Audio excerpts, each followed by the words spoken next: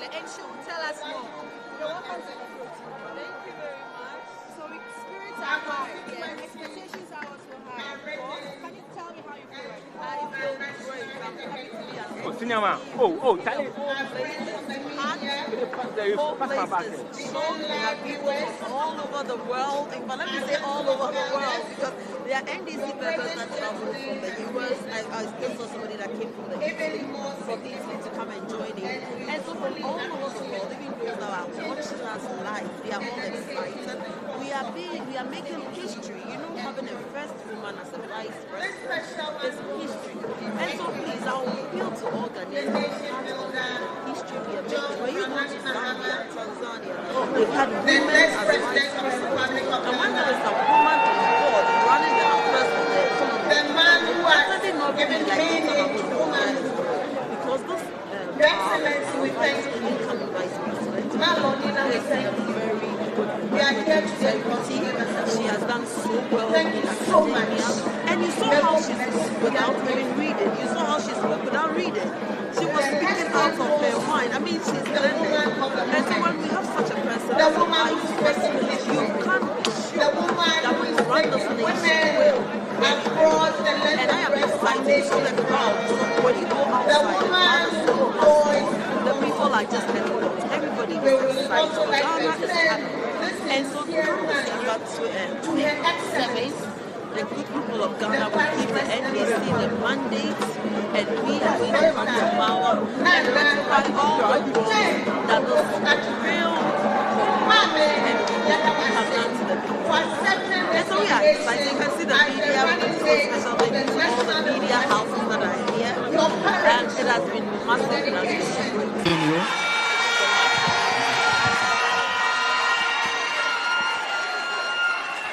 The National Chairman of the NDC, Honorable Johnson Asiedu Nketia, the National, Regional, Constituency, and all executives of the NDC gathered here, all the way down to the branches, the Minority Leader of Parliament, all the members of Parliament who are gathered here, the Chairman of the Council of Elders, and all members of the Council of Elders here, the members of the Diplomatic Corps, fellow countrymen, we want to thank you for the opportunity of coming live to all of you today. It is a very important occasion, not just for the National Democratic Congress, but for this country we all love. It's a country that at the moment is in a state of collapse. And the state of collapse is not just the physical infrastructure or the economy of our country. The real collapse of our country is a moral collapse that we have seen over the last nearly 8 years. The spirit of this beautiful country is at an all-time low. The suffering people of Ghana are looking for an opportunity to breathe again. It was not long ago in America we had a case of somebody who died through suffocation. And his final words was, "I can't breathe." The people of Ghana cannot breathe. The level of pain, the suffering, the hardship, the lies, the dishonesty, the corruption simply is choking Ghana to the maximum level. Today is an opportunity for us to adore our running mate, and we believe that she is in a position to support our flag bearer to be able to start bringing a relief and hope to the people of Ghana.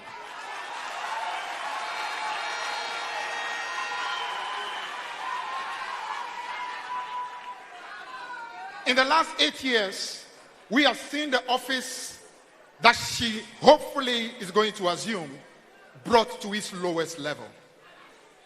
That office has become an office that is simply the epitome of deception, the epitome of lack of credibility, the epitome of lack of trustworthiness, the epitome of corruption, and the epitome of taking this country to a level where governance has become just a joke. False promises, lies. In you, Naana Jane, ya be ya juma ye na ya nya power na ya ji Ghana free mate ni drive and same free SHS or must say education sector.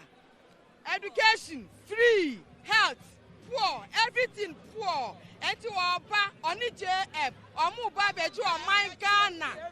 Elmubeji free or brand new or how near my near move, and who try a come with the yang, yet is the castle, a come with the yang. Trustica, Ufaka, Yabecha Ju, Galomba, Kusika, Yabre. Says here they yes, Regana for. Omufa JM and Brown, Betty and free on mine. Whoa, Amania, near a brandy, a wood shred, ya bread to a pioneer. So I didn't for, yeah. I think, as you all saw it, the passion, the articulation, her depth understanding to the Ghanaian political issues, and especially her understanding with women and gender issues. I mean, Mama wouldn't have chosen any other better person. And you see, they say a man here this on mine. And to me, what she said, I wasn't even listening to her. I was just watching her gestures. Tells you that she was genuine. She's genuinely concerned, and this is the type of leadership we need in this country. So I'm so impressed and I'm so happy, and I have a hope for the future of Ghana. Thank you. Well, I think once it's the first of its kind that a larger party like NDC has chosen a woman as their running mate, we need to commend them for at least recognizing that women can also have a better part in governance.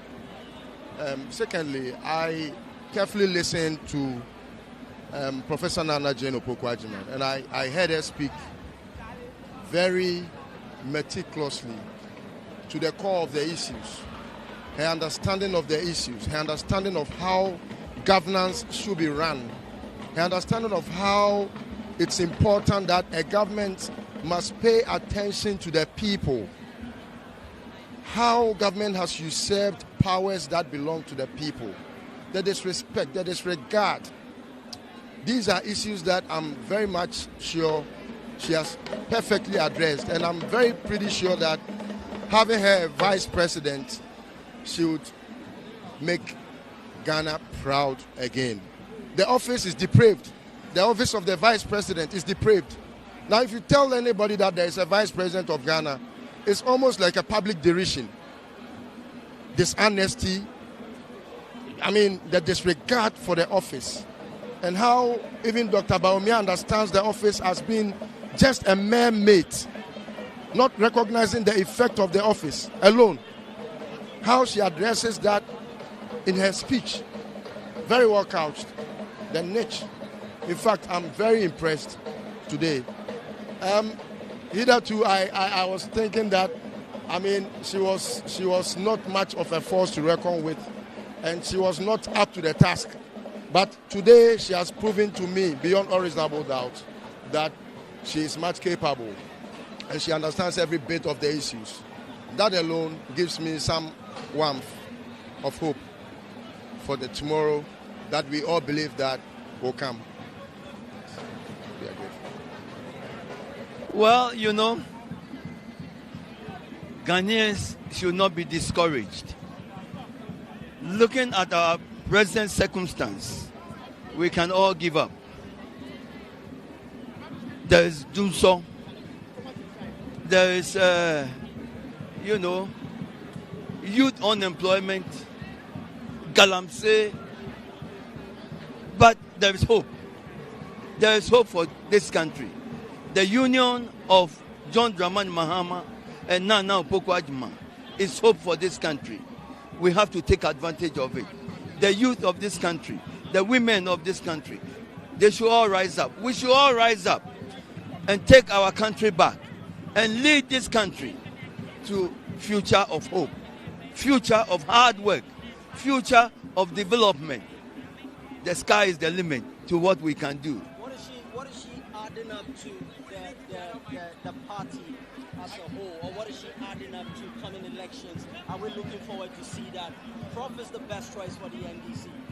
Well, certainly Prof is the best choice for the NDC.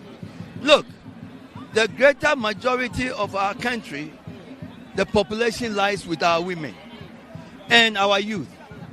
Prof is hope for this category of our population, and we have to take advantage of that. Look at how she spoke, and she spoke eloquently of our present truth, and she spoke to inspire us that there is a better tomorrow. And she's offering herself, joining John Dramani Mahama, a man of experience who has done it before, and we all know his track record. He's joining him to say, let us all come on board and let's bring this country up again.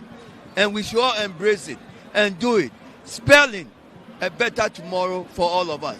A person's achievement propels he or she to move to the other stage. We saw that of John Mahama. The other people of the other schools of women. And so I'm telling the women who are watching, this is your time. President Mahama recognizes the contribution of women to nation building. And that is why he has nominated and retained the Venerable Professor Naana Jane as her running mate, so that women can have their place in the governance and the day-to-day administration of this country.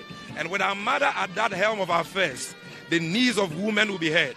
And today, the topmost priority of women is access to credit. Not just any form of credit, but credit that is affordable, cheaper credit. And that is what the National Women's Bank will do. A bank for women, a bank owned by women, of women, and for women. And it is going to ensure that women get credit, loans, to advance their businesses. And I'm excited about this. But someone would argue that it is too early for her to be making such promises, looking at the economic situation we find ourselves. And that again, the last time someone spoke about rescuing the country, and that is sometime in 2016, we found ourselves in a serious economic situation. Don't you think that she has to take her time and measure some of these promises that she's making? Why do you think it's not time? It's not time? It's not time when today reckless spending and corruption has become the order of the day. This government has wasted over 500 million Ghana cedis, equivalent to 5 trillion cedis, on a so-called cathedral with nothing to show on the site. All they have to show is the biggest pit in the whole world. And you tell me that it is not time for us to have a National Women's Bank. We say 100 million Ghana cedis as seed fund, when we can waste 500 million cedis on a so-called national cathedral, which has turned out to be a fraud, a pipe dream. Look at the money they are wasting at the office of the president. In one meeting, one cabinet retreat, they wasted over 48 billion cedis in 2022. That same 2022, they spent 104 billion cedis on the 6th March Independence Day celebration at Cape Coast. The problem is not the inadequacy of revenue. It is about the misplaced priorities of this government. They will prioritize the rental of luxurious private jets. They prioritize the building of so-called cathedrals through which they milk the state coffers. They prioritize corrupt schemes like Ajapa, which has cost this country over 153 million Ghana cedis. But John Mahama and Professor Naana Jane prioritize you, the Ghanaian. They prioritize the young people of this country, our children, our mothers. And so it is time for change. It is time for the National Women's Bank and all the things he announced. Thank you. On the table of leadership. It's critical. And for me, that was my number one reason for coming here to support it. Number two, I think the professor showed that she has matured. She delivered a brilliant speech. She touched on all the relevant issues. And everybody had a takeaway. I understand. I was very happy. She's really matured. And from where I stand, she's ready for public office. If you look at the professor 6-7 years ago, and the professor now, night and day, she's matured and she's ready for public office. Really ready for public office. But the situation in which we're in now needs people who recognize it and will deal with it. It's not going to go away. What is the difference between the ordinary thief and a political thief? Number one, the ordinary thief steals your money, your bag, your watch, and your jewelry, isn't it? But the political thief steals your future, your career, your education, your health, and your business. Number two, the hilarious part is that the ordinary thief will choose whom to rob. But you are the one who choose the political thief to rob you. Because we choose them. We vote them. We blindly say we are not blind. Who is deceiving who? The ridiculous part of the whole issue is that we will fight to defend and protect our belongings from the ordinary thief. Is it not? But we fight each other to defend and protect the political thief. Is that not what we do? Thugs will be fighting themselves to protect those that are stealing our career, stealing our joy, stealing our health, stealing our success. What a shame. If you reach a certain stage in life and there is nobody who can look you in the eye and tell you the truth, you are doomed. And that is where our country has gotten to. We need to rescue this country. Wallahi. And I feel very terrible as a Ghanaian at this time. This country is in serious trouble, ladies and gentlemen. We are in serious trouble. We need to rescue this country, ladies and gentlemen. The presidency has been so depraved, so muddied, so dirtied, that I tell you in all sincerity as a Ghanaian, that I feel terribly sad today as a Ghanaian. We need to rescue this country. Wallahi. Inshallah. Please don't cry. We shall rescue our country.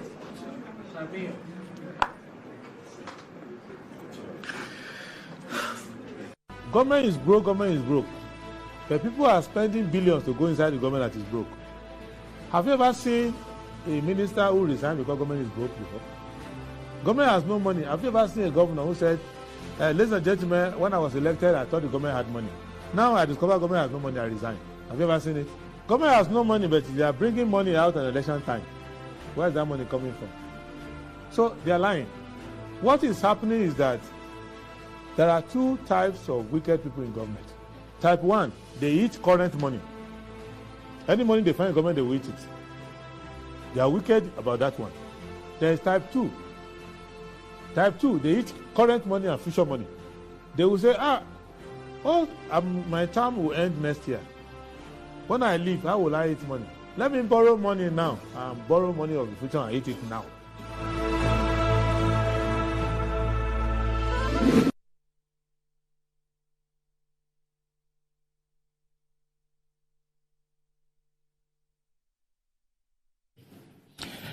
Right, hello, good morning, and welcome to the show. This is Good Morning Ghana live on Metro TV. It's Thursday, the 25th of April, 2024. By His grace, we're live, and we're here with yet another edition of the show. Our gratitude will go to the Most High God for the right privilege of being alive, and of course, the opportunity of having another conversation around the top stories making around here in our dear republic. I'll let you into our panel for the morning's conversation shortly, but let's take a look at the front pages of our newspapers. Daily Graphic. KPMG audit finds tax revenue increase. SML clear to continue work. My choice is belief in Ghanaian women. Professor Pukwajiman. Traders laud free SHS policy for bridging education inequality gap. Salaries of first and second ladies unconstitutional. Supreme Court rules. The Ghanaian Times. Outcome of Ghanaian Times expose. Dismiss pregnant student back to school following GS directive. Resident persons risk prosecution for failure to disclose incomes, GRA. President inaugurates second phase 15 megawatt Kalio solar power plant project. Mahama touts credentials of Professor Opoku Ajiman. Daily Guide. Bawumia meets Pope Francis in historic Vatican visit. Naana pledges loyalty to Mahama. President orders SML contract renegotiation. Latif Abubakar, Italian embassy partner for the license. No salaries for first and second ladies, Supreme Court. The New Crusading Guide. Free SHS bridging inequality gap in education. Akufo-Addo acts on KPMG reports. Orders review of upstream petroleum audit. Government close to achieving effective management of public enterprises, Joseph Kujo. Newmont pays 1.295 billion in taxes to government of Ghana for Q1 2024. Africa Legal Associates and Africa Law Practice, NG, form strategic corporate alliance. Ghana signs agreement with CNNC to develop HPR 1000 technology nuclear power plant. The Insight. Jane outdoored at last as NDC Vice President. Okay. Will she be the first female VP in Ghana? That's a question by The Insight. Ghanaian war hero launches global peace initiative as he readies to outdoor new history book as a warrant officer class 1, Ashite Hammond. Professor Jane Naana Jane, why her nomination is a symbol of empowerment and inclusivity. Socialism or ruin? Vijay Prashad speaks. The Inquisitor, GRSML deal. State claims 2.45 billion cedis. KPMG audit reveals SML blocked leakages. Contract review triggered. National Security Operative allegedly swindles businessman over sale of excavator. Jane fires NDC Act for Victory 2024. ICEG, schools Osafoma for load shedding timetable. The Daily Statesman, President directs action on GRSML deal as KPMG audit affirms increase in tax revenue. Bawumia deepens diplomatic ties with Vatican. Armstrong Essa, NSS policy puts personnel first. NPP women want woman running mate. LPG dealers in Upper East welcome CRM for job increase. The Daily Searchlight. Free SHS has removed inequality in education. Market women. Questions over Bawumia's multi-million Ghana dual desk donation. GMA SWP builds capacity for WASH delegates from STMA. Vice President Bawumia makes historic visit to Vatican, strengthening diplomatic ties. President Kufuor commissions 15 megawatt Kaliu solar power plant. Declaration of Wednesday, 1st May 2024 as a statutory public holiday. The New Finder. EcoBank posts 985 million cedis profit before tax in 2023. SML minimized under declarations by needs review. President will prosecute corrupt officials. Professor Pokwajiman. Dr. Bawumia, Pope Francis hold talks in the Vatican to strengthen diplomatic ties. And that's about it for the front pages. We'll be back shortly.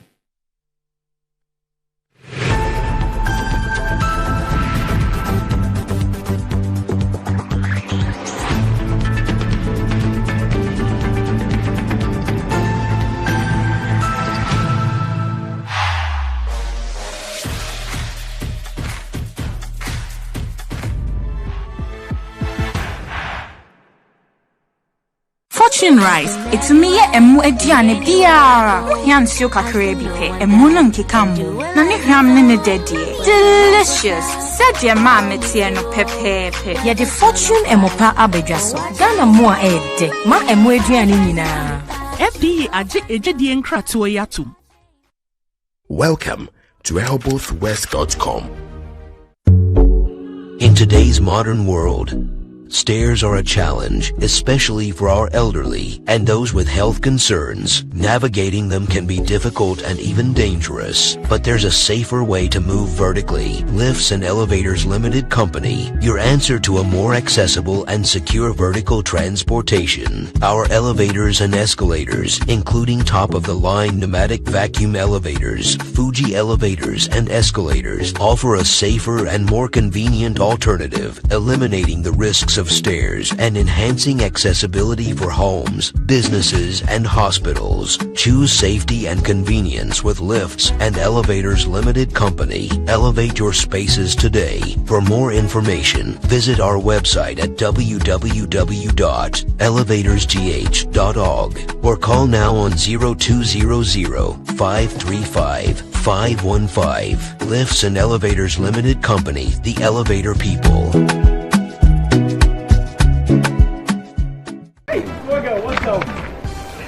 How far with your internship? To be honest, I'm so nervous about starting this new role on Monday. Oh, please. I know you'll be great at it. You should be Betway starts strong with your front two with free play Friday and swipe bet. In the middle, you've got all the control with cash out and build a bet. Plus, with Win Boost, you can boost your sports bet. At the back, they have smart picks and the partial daily jackpot. You always get way more with Betway. And you might see. Subscribers have been vetted and approved by the Gaming Commission of Ghana. Bet responsibly. No under 18. Terms and conditions apply. Betway. Get way more. Anti-cavity, gum protection, brighter teeth, and fresh bread. I'm a fair missy way. The patch of Bantama. Matias.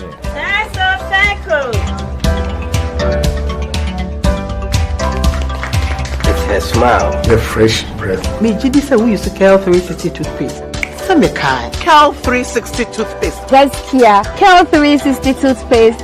It's a gum protector. Onim jom kasa. Kile hosen. Cal 360 did the way. It's cool mint. Gives me fresh breath and your confidence booster. And you will so feeling kika when you know Cal 360 toothpaste. Happy smile. Cal 360 toothpaste, anti-cavity, gum protection, brighter teeth, and fresh breath. Cal, happy smile. This advert is FDA approved.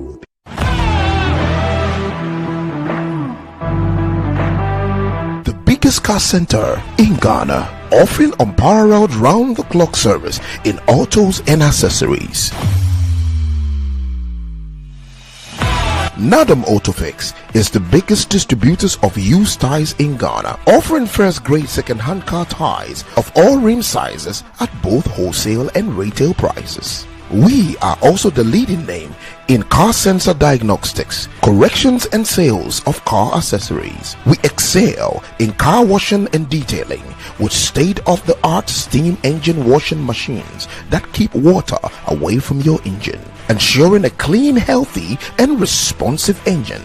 Nadam Autofix, the first name in servicing, car accessories and car washing. Visit us today and experience the world of class difference. Find us today at Asoridaho, directly opposite Dansoman KFC and the Shell filling station. For more details, you can call us on 0503 244 266 or 0535 339823. Nado Motofix, Wukwain Sunyonko Papa.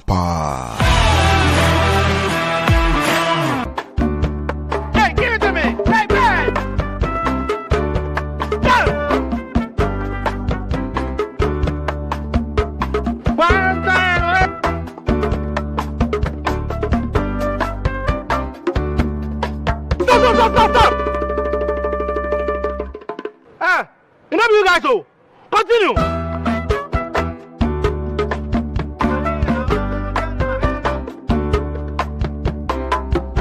Prepare yourself to unleash even more moolah by staking from 1 Ghana cedi to 350 Ghana cedis.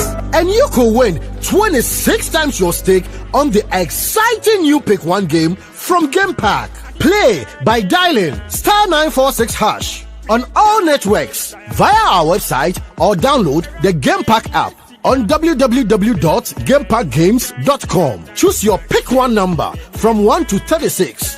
Place your stake and watch our live draws on Adum TV at 9 a.m., 12 p.m. and 6 p.m. daily. Hey, live life like me with Game Pack. Game Pack, more moolah, more power. This game is regulated by the National Lottery Authority, not for persons under 18. Play responsibly. Our stories begin right here, and we never write them alone. There'll be pages we love to read again and again, and some we want to tear out. They are stories of dreamers, stories of creators, stories of strivers, stories of believers, and we're inspired by them all. We invite you to write your story with us. Your story matters. APSA. Fortune rice, it's me emu ediane biara. Yansio kakre bi pe, emu no nkeka mu. Na ne hwam ne dedie. Delicious. Said your mom tie no pepepe. Ye the Fortune emopa abedwaso. Ghana mo a ede. Ma emu eduane nyina. FDA aje ejedie nkratoa yatum.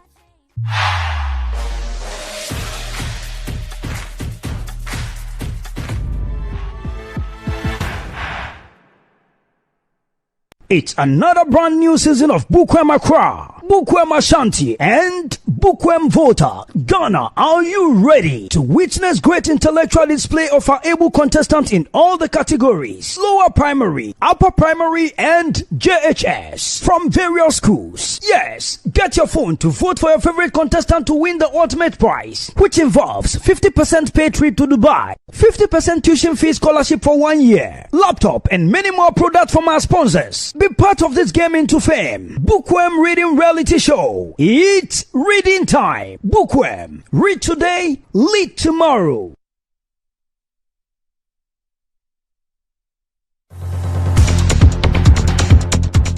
More than 80% of global trade is carried by sea. Most of the products we consume daily travel through ports, making them a key link in the global supply chain. The Ghana Ports and Harbours Authority is committed to ensuring the enhancement, resilience, and sustainability of port infrastructure and maritime trade. Get to know which vessel is bringing your goods, how much duty you are required to pay, and how quickly you can clear your goods from the ports of Ghana. We ask the relevant questions and elicit responses from the appropriate authorities. We interact with you via our social media platforms and put your queries across to the expert. Iron Port shows this and every Sunday live on Metro TV at 5:30 p.m. Iron Port is proudly brought to you by and powered by the Ghana Ports and Harbours Authority. Iron Port, transparency in doing business and building a nation.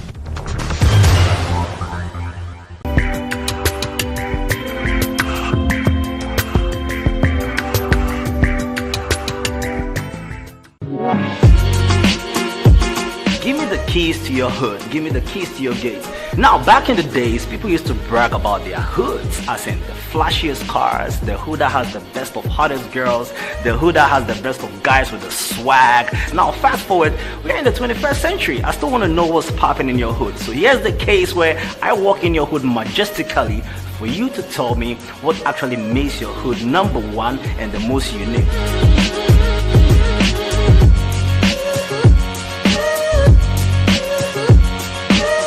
Welcome to Hood. My name is Miguel. You can call me the Abontain Prefect.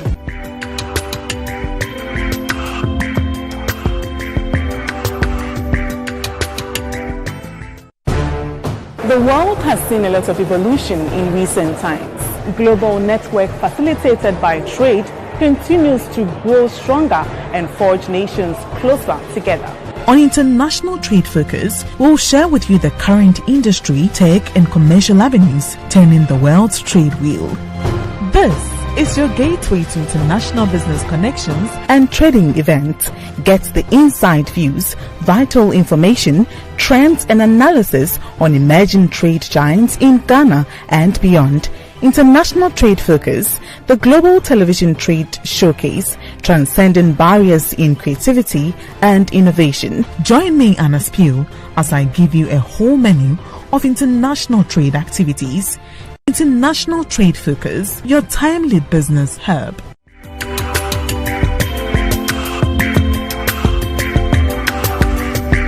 International Trade Focus is brought to you by GO, ADB, Pediasi Valley Resorts, and Public Elegance. This week on the Gen Z show, we dive deep into Ghana-Niger Connect in recent times. There's nothing wrong if I'm doing my job and you want to appreciate me. If you walk in here right now, you go like, hey Faisal, I like how you are doing this. Take this. I will take it. It might be, but there's a very thin line. Okay. I mean, sometimes when you are appreciated for something, I feel it kind of puts this obligation on you. You are kind of, it's an emotional, psychological blackmail. I gave you money and I was expecting that, oh, the next moment when you see this guy, you're going to tell this person, that is corruption. No, you didn't appreciate me. You actually paid me to do something for you without you saying it. And that is not right. And I think that you should also sit and really analyze. Are we doing Ghana-Niger Connect to show which country is better than the other? It is crazy. Right. The sense of entitlement is crazy. Right. First of all, who told you you could get out of your house, dressed, all glammed up, and have nothing in your purse?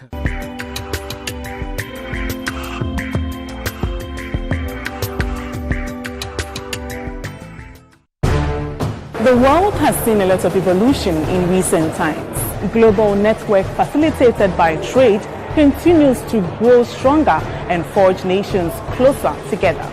On International Trade Focus, we'll share with you the current industry, tech, and commercial avenues turning the world's trade wheel. This is your gateway to international business connections and trading events. Get the inside views, vital information, trends, and analysis on emerging trade giants in Ghana and beyond. International Trade Focus, the global television trade showcase, transcending barriers in creativity and innovation. Join me, Anna Spew, as I give you a whole menu of international trade activities. International Trade Focus, your timely business hub.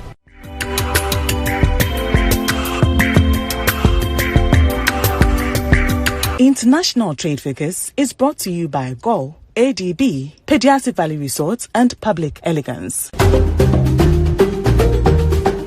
Hello, food lovers. Join me every week as we embark on a flavor-filled adventure with special guests from different African countries. Today, I'm bringing the taste of Egypt to your kitchen. Without the garlic, we cannot. No. Nobody can eat this one. I'm Victor, I'm eating this alone. Hello, prepare your taste buds. I'm taking you to Guinea. I brought you fur de manioc. Fur de manioc.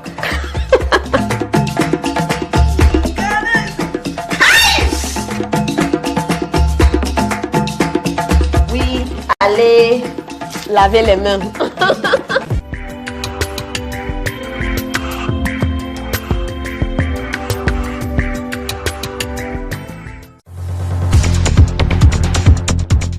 More than 80% of global trade is carried by sea. Most of the products we consume daily travel through ports, making them a key link in the global supply chain. The Ghana Ports and Harbours Authority is committed to ensuring the enhancement, resilience, and sustainability of port infrastructure and maritime trade. Get to know which vessel is bringing your goods, how much duty you are required to pay, and how quickly you can clear your goods from the ports of Ghana. We ask the relevant questions and elicit responses from the appropriate authorities. We interact with you via our social media platforms and put your queries across to the expert. Iron Port shows this and every Sunday live on Metro TV at 5:30 p.m. Iron Port is proudly brought to you by and powered by the Ghana Ports and Harbours Authority. Iron Port, transparency in doing business and building nation.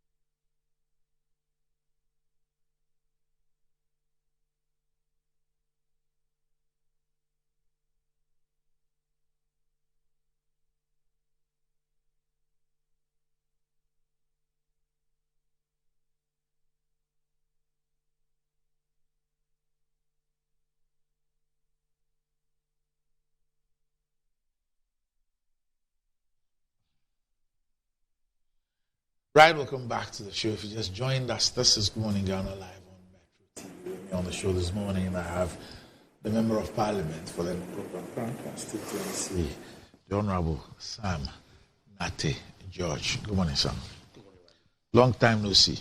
Yes, it's been a while. Took a bit of a break, and it's good to be back. And the timing is just fantastic and perfect. But yeah, we give God all the glory and all the praise. Okay. Did you go reciting nursery rhymes and alphabets? Your intelligence is correct. Yes. I did all the nursery rhymes and hot scotch jump and all of those with the kids. What about the alphabets? The alphabets, Randy, you are taking me somewhere I don't want to go. Because you want the alphabet, people take it to rise. I started the alphabet L, G, A, B, C, D. Yes. A friend of mine puts it this way: it says a kaleidoscope of alphabets. Absolutely. It is endless. Oh my God. Anyway, so we're also expecting the Member of Parliament for the Sisala East constituency, who's also the Deputy Minister for Sanitation and Water Resources, the Honourable Amedu Chinia Isaaku, to join us here on the show. But if you're thinking of getting a toothpaste, or you're actually looking for a toothpaste that can take care of all the family and save money, the recommended family toothpaste is KEL 360 toothpaste and is approved by the Food and Drugs Authority. KEL 360 toothpaste provides you and your family with all-round dental protection throughout the day with freshness. KEL 360 toothpaste is good for kids, children, and adults. Let your family be a proud family when they step out by constantly using KEL 360 toothpaste. KEL 360 toothpaste brightens your teeth, prevents cavity, and with its cool mint, gives you fresh breath throughout the day and protects the gum from decaying. For consistency and quality, use KEL 360 toothpaste. KEL 360 toothpaste is another product from Samara Company Limited, producers of Sasso. Is available in all supermarkets, malls, and provision shops. Call Samara Company on 0246 864 798. KEL 360 toothpaste. Happy smile. And enjoying the fruits of your labor is as important as enjoying the mansions of your labor. The pains of climbing the stairs when not exercising could be challenging for all ages, but worry no more. Lift and elevators have got you covered with the best portable American pneumatic vacuum elevators on the market today. It's a simple self-supported elevator for both homes and offices, and guess what? It can lift your goods too. Wheelchairs can fit in, and they come in 3 custom-made models. It's affordable and can be installed within 3 days. Visit Lift and Elevators at Sakumon, or just call them on 0200-535-515 or send a mail to elevatorsgh@gmail.com for consultations and the best solutions in easy vertical movement. Okay. So that's about it. Okay. Sam, while we wait for the Honourable Chinia to join us here on the show, I've seen something, an assurance from the board chairman of the Electricity Company of Ghana, okay, who's also Deputy Minister of Energy, Herbert Krapper. And he's assured that the ongoing power crisis currently experienced by Ghanaians will soon come to an end. He stated that the government has implemented adequate measures to ensure that consumers enjoy an uninterrupted power supply. He emphasized that the government is aware of the challenges faced by Ghanaians and is committed to resolving them for the benefit of the people. In a Facebook post yesterday, he expressed gratitude to the Ghanaian people for their patience and resilience during this crisis. Quote, "As I said earlier today at Kalio, the commission of VRA's 15-megawatt solar power plant, the government has put in place immediate measures to ensure the return of uninterrupted supply of power to consumers. I can therefore state that the unfortunate power challenges Ghanaians are facing should be over in the next few days. We are fully confident that the measures being put in place should resolve the service interruptions. We empathize with all consumers and apologize unreservedly for the effects of the outages on our daily lives. Please bear with us. We are fixing it, and we're nearly there." His post further read. Okay. Randy, let me say good morning to our viewers and to the good people of Ningo Park. Hey, how's mommy? Mommy's doing well. She asked of you. When I called her this morning and said I was coming on Metro, she said, hey, if I don't know around if I think about you more. Mommy, good morning. Good morning. Yeah, she's doing the watching. She told me that her lights went off at 6 a.m. just like mine. So she had to turn on the generator to watch us. Randy, the issue of power outages is one that is discomforting, worrying, troubling, but most of all nauseating, because you have the persons who are responsible for managing our power trying to tell us that there is no problem. I mean, with the exception of this statement you've just read from Herbert Crapper, the body language and communication from as far as high up as the minister and government communicators is, oh, this is not doomsaw. This is better than John Mahama's doomsaw. I mean, my lights go off without any notice.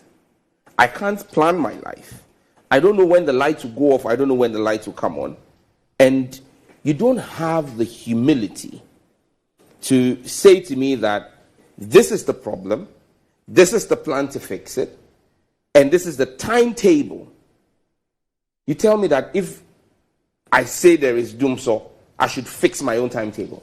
I mean, it is this arrogant incompetence that is getting on the last nerves of Ghanaians.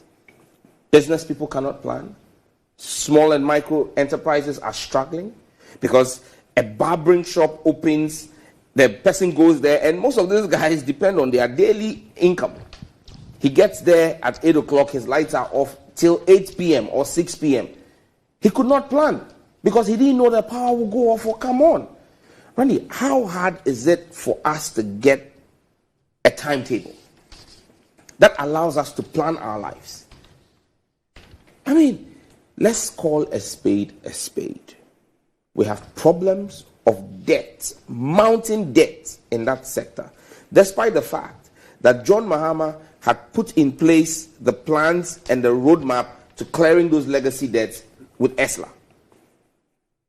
These people have come in, collateralized ESLA, extended its lifeline, and we cannot see what they've done with the money. The debt still is there. ECG owes Gridco, VRA. Everybody's owing everybody in that mix. And the Ghanaian people are struggling.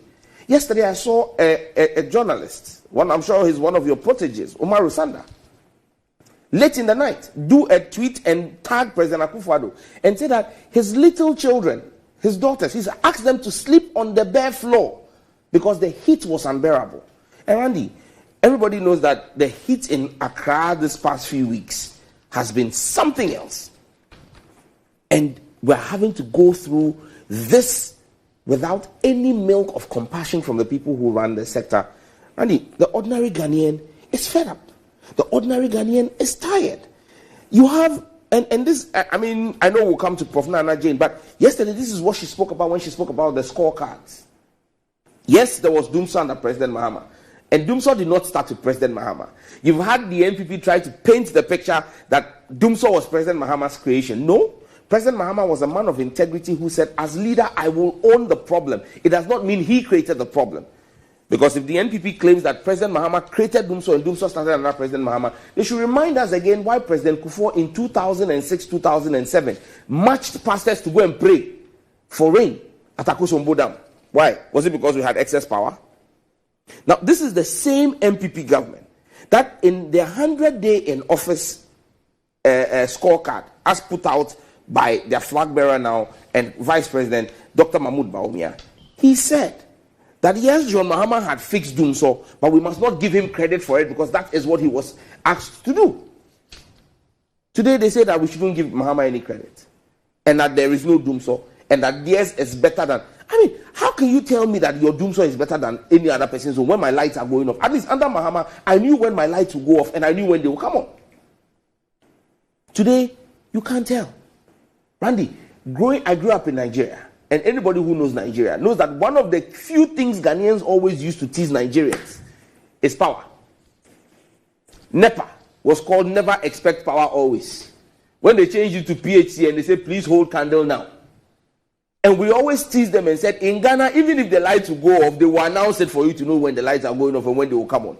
In Nigeria, it was even that small bragging right we had. Nanado and Bawumia have conspired with Napo, Matiopoku Prempe, to deprive us of it. What crime have we committed? You now no water. And Randy, it is painful because there are people who don't have Ghana water in their houses. They run their own boreholes. You need power to pump water. So when power is cut erratically and you have not been able to pump enough water to store the water, you lose it. Even me, in my house, I have Ghana water. But even with Ghana water, I still need the electricity to pump it into the house. You take my power, I don't have water. So on Tuesday, talking about this water thing, on Tuesday, my boss, Mr. Tomian Enforcing. Yes. Okay. They sent me this text, Tuesday, 8:42 a.m. Says, good morning. Please, can you also take a look at the water sector? We're discussing power. It seems there are a lot of challenges. From what I understand, they have problems with their pumping machines. And it's having untold hardship on consumers as well. Some people say they've not had water running for 2 years. For example, I have to buy 300 cedis of water every 3 days. I live at these Legon Hills, no running water for weeks now. And he actually sent me a photograph. He says, as this message comes to you, I'm currently buying water. Can you imagine? Please help us. And he sent me a picture of the tanker. The tanker doing the discharge. Yeah? Yes. No, Randy, water is a major issue for many people. Yes, we're shouting about doing so, but the water situation is worse. There's a correlation. Yeah, absolutely. Yeah. Because, you see, even when the outages happen... For water, there's the power issue and there's Galamsey. Galamsey, yes. And you see, even with the water issue, it's two-pronged. Because the water substations themselves get turned off. So their pumps are off. And then even when they pump the water, your own house too, you are not getting the access to the water because you can't pump it. It is a toxic mix because normally when your lights are off and you're about to sleep, you go and do some small shower so that you can cool down the body and sleep. Now you don't even have water. I mean, what crime have we committed to vote for President Akufo-Addo and Dr. Bawumia? What is the offense Ghanaians have committed to be saddled? I mean, what sin? Randy, you know, if this was Bible days, the nation will wear sackcloths and go back to God in prayer and ask God to forgive us our sins. Because this looks as though God is punishing us. But this is not God. This is the sheer wickedness of the people we have voted for. People who have become teen gods unto themselves. Behaving like King Nebuchadnezzar in the Bible. That's why today you have the president not concerned about the erratic power situation in our country and the lack of water and the fact that babies are dying in Tema General Hospital. He's more interested in asking chiefs to stand up to greet him. And you know, this is not a first. Yes, the president. Is that what? He's more interested in shouting at chiefs that how dare they sit down, and his bodyguards are waving their hands and telling them. When did they do that? Oh, at the funeral of the former, what's his name? I forgot. In KJB, in OT. He did 2 days ago, he shouted. Oh, I will share the video with your production. Shouted at who? The chiefs in For OT what? region. For what? He went greeting. Uh-huh. And you know, as tradition demands, our chief sits. And when you go, you shake their hands. Uh-huh. He asked them to stand up to shake his hands to greet him. And when the chiefs were sitting there, he was shouting at them, stand up. And this is not the first time the president is doing it. He did this in my constituency as well. In that instance, I apologize to him because he took offense and actually sent the regional minister at the time, Henry Kotti, to go and warn the chief of Pram, Nenewaka III, that when the anthem was being sung, Nenewaka was sitting down and didn't stand up. That anthem thing, I thought he was here now. I thought he was in the Ayawaso West. Apart from Ayawaso, he did the same thing when he came to Atlantic Life Sciences, the commissioning of Atlantic Life Sciences in my constituency. But why didn't the chief stand for the anthem? So that one I apologized and said that my chief didn't know. But the president was right. Randy. Yes. You see, you want to see if the president's standards are the same. The same president was at another function with his daughter. When the anthem was being sung, his daughter was on the phone. But he didn't see her. He didn't see her. He couldn't have seen her. He saw the chiefs, but he couldn't see his daughter. That I've seen that video. Yes.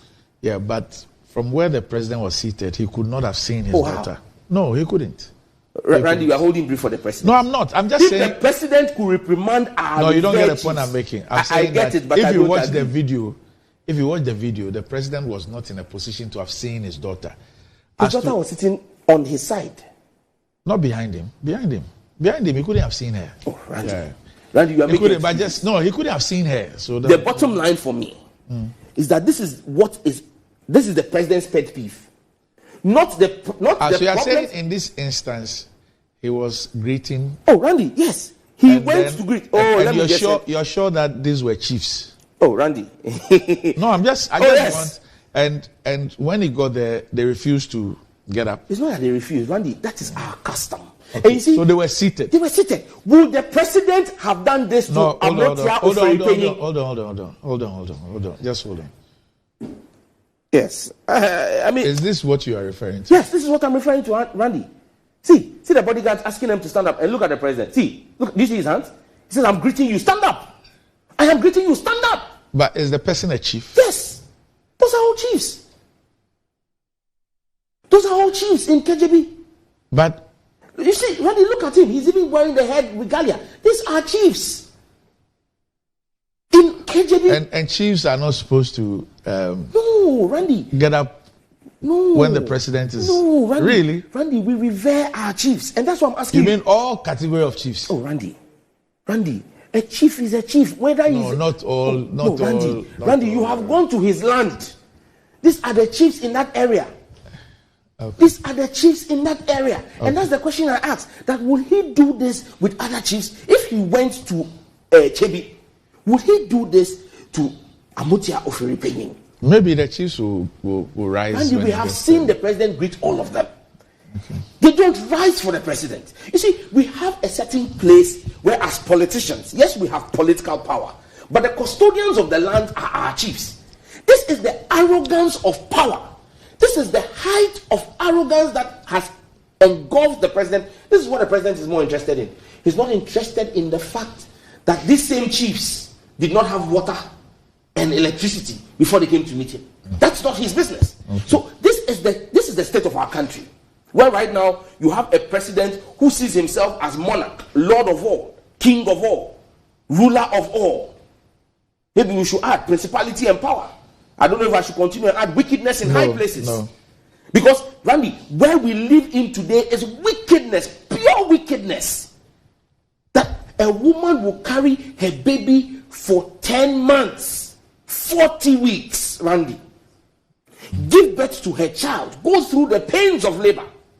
And Randy, like you, I have been in the theater 3 times with my wife. And I know what it means for women to give birth to a child. And Mother's Day is coming very soon. We celebrate all mothers in advance. A mother goes through all of this, gives birth to her child, and her child is killed because of the incompetence of Akufo-Addo and his energy ministry and those managing our energy sector. There is no power, and this child dies at Tema General Hospital. And people say we should not talk about it. Is this not wickedness in high places? Is this not unconscionable? How does the president sleep at night? The generator that powers his house is paid for with our taxes. When there was a power outage, we saw John Mahama using his holiday. Randy, John Mahama used his official holiday to go and do the negotiations on Ameri. Do you remember that? And brought us the Ameri power plant and brought Car Power to fix the problem. This was a president who went to parliament and said, I am president. I have been voted to fix the problems. I'm not going to pass the buck. I will fix the problem. And he fixed the problem. Today, you have a president who is more interested in renaming assets that were left for him. He's not creating his own. And we're in a complete mess. Randy, look, we can't wait for December 7th to have our say and have our way.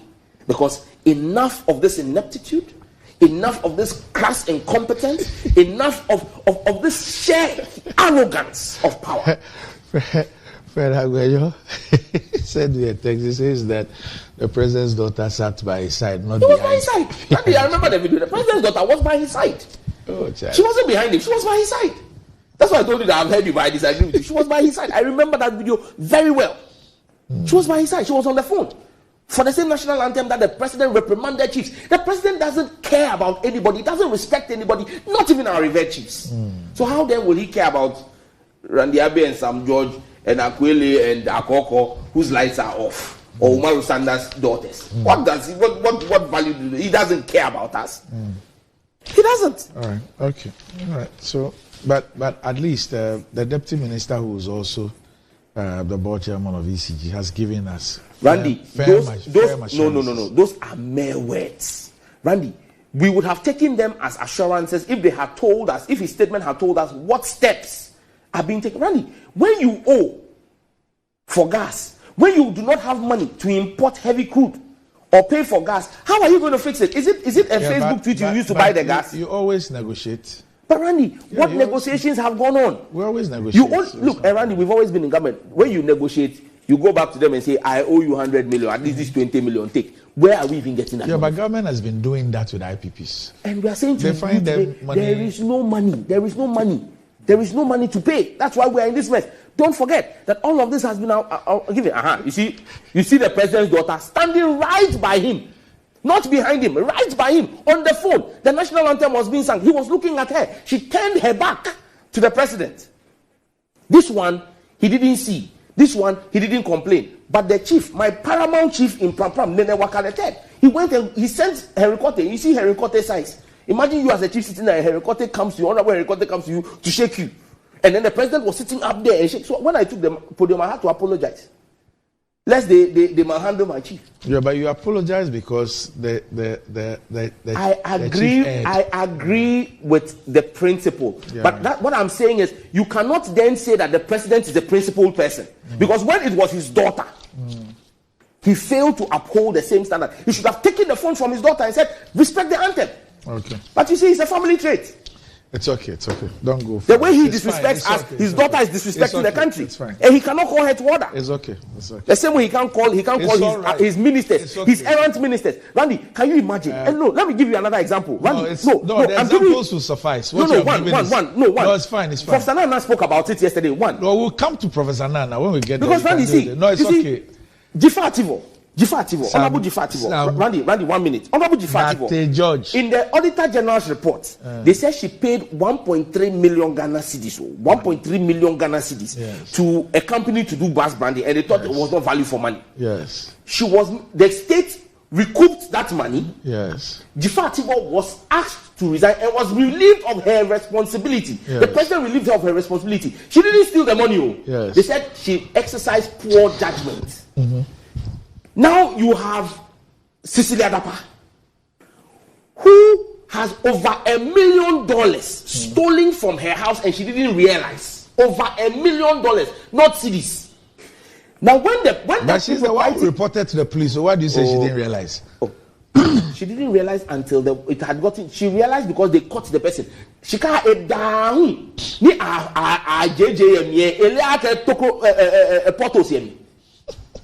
The money was so much. Look, Randy, me and you. If somebody take your 10,000 Ghana in your room, you will know. Because the 10,000 will last, I don't know. Yeah, to me, we have 1 million. And now about Joe 1 million. Take 1 million Ghana, $1 million. No lay. If it was not that you claim your husband came to meet the person in the act, taking another tranche, you didn't know. Randy, when such a minister was asked to resign, and she resigned, did you see the love letter the president wrote to her? My dear Cecilia. That's the president's style. Watch. Watch the letters he writes. No. The one Randy, with a green pen. Randy, you see. No, Randy. It's his style. No. It's his style. When the president was relieving Frimpong Boateng, did he call him my dear Frimpong Boateng? Oh, he didn't relieve him. I mean, they served the term. His second term, he didn't appoint him. All the people he's fired. The president has fired people recently. All the people he's fired. Did you see my dear? We have not seen their letters. Did you see my dear? We have not seen their letters. And I'm telling you, he didn't write them, my dear. How will you? It was Bedi Oto who wrote to those people. Oh. Those people, Randy, we have seen letters asking people to leave. It's the secretary to the president, Nana Santi Bedi Oto, who writes to them. But when Cecilia Dapa, after taking Bola minister, please, over $1 million. Let's be careful. You do not know the source of the money. I have not said the source of money is government money. No, contrary to what she has said is the source. Yes. So just be careful. I I haven't said anything otherwise. But Randy, I'm saying that if the baller minister, the minister overseeing a baller, could have over $1 million stolen and she didn't know, then you can imagine how much has been stolen in the finance minister international. This is an insinuation that suggests that the money she has a correlation with her position. You are the one making that insinuation. No, you did not make it. I'm just saying that. Randy, that's not how the people of Ningo and Pram understand what I said. I am part of them. You've been away for too long. but imagine, Randy, imagine John Mahama writing "My dear Jifa Ativo." What would be wrong with that? Hey, do you know what civil society would have done? Do you know what Gabriel Chidaku would have done with demonstration? Okay. Do you know what those people? Ken Oforiatta would have been walking in the streets sharing pamphlets, saying that see the letter John Mahama wrote. Okay, we'll be back shortly. This is their track record.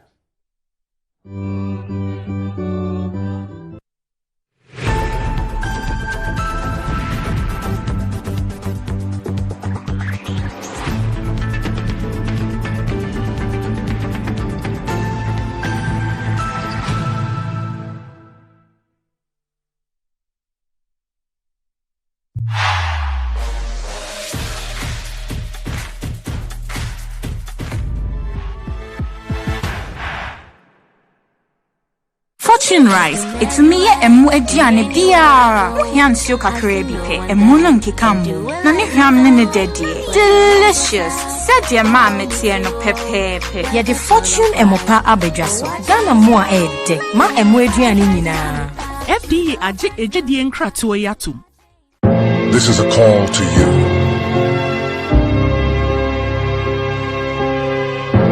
The dreamers. The ones that see no boundaries. Dreamers take a chance. The explorers that chart their own path. Along the vibes, connect the energy. The ones that dare to challenge the status quo. Get connected, feel the vibe. When others try to think outside the box, you wonder, what box? Catch the wave, enjoy the ride. To the architects of their journeys. Every connection is an opportunity to explore every experience. This is your call to adventure. Your journey begins here. Be bold, be daring, be free. Connecting passions, connecting dreams, connecting ambitions. Telecel, connecting energies.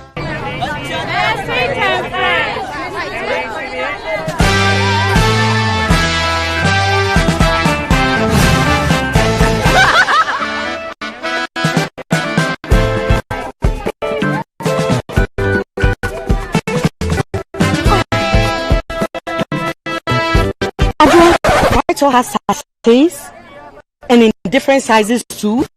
You didn't know? These Vital sachets that we all use to fry our meat and fishes, to prepare our favorite meals, and to refill our empty original Vital bottles. Hey, are you sure you are a fellow Ghanaian? Get your trusted Vital sachets today for affordability, convenience, and for the refilling of your original Vital bottle. Vital, you deserve a life of goodness. This advert is FDA approved. We are back, bringing you the latest lineup from Betway.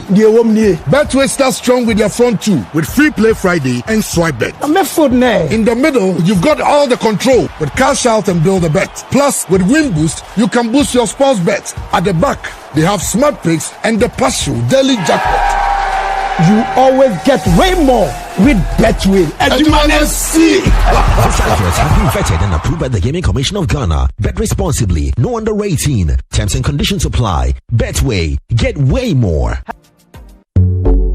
In today's modern world, stairs are a challenge, especially for our elderly and those with health concerns. Navigating them can be difficult and even dangerous, but there's a safer way to move vertically. Lifts and Elevators Limited Company, your answer to a more accessible and secure vertical transportation. Our elevators and escalators, including top-of-the-line pneumatic vacuum elevators, Fuji elevators and escalators, offer a safer and more convenient alternative, eliminating the risk blocks of stairs and enhancing accessibility for homes, businesses, and hospitals. Choose safety and convenience with Lifts and Elevators Limited Company. Elevate your spaces today. For more information, visit our website at www.elevatorsgh.org or call now on 0200-535-515. Lifts and Elevators Limited Company, the elevator people.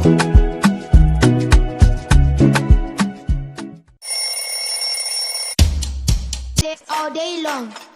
Still on point, yes, it's still on point. It's still on point. Watch your spread, it's still on point. For your bread, it's creamy. For your toast, it's still on point. It's yummy, delicious. It's still on point. Still on point, yes, it's still on point. It's still on point. Still on point, yes, it's still on point. It's still on point. For your toast, it's still on point. It's still on point. For your spread, it's yummy, delicious. It's still on point. Fortune spread, delicious, creamy, and always on point. This advert is FDA approved.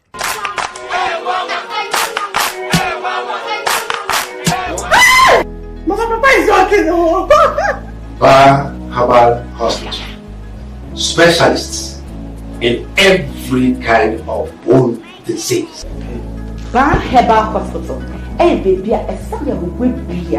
Nanso, yare ti mi sapa dompemu yare. Spinal cord, swelling of the arms, arthritis, bone injury, swelling of the leg with reddish color around it, and so on. See, Bar Herbal Hospital has special ultra-modern machine for checking up the body. I have tried them and I got good results. Try Bar Herbal Hospital.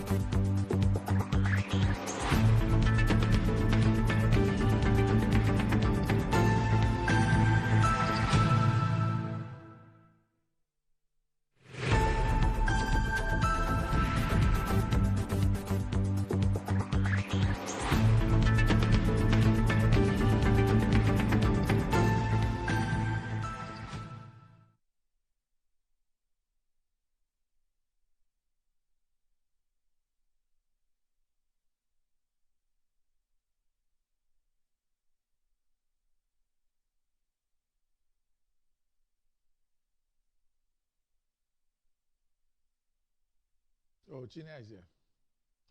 Honorable.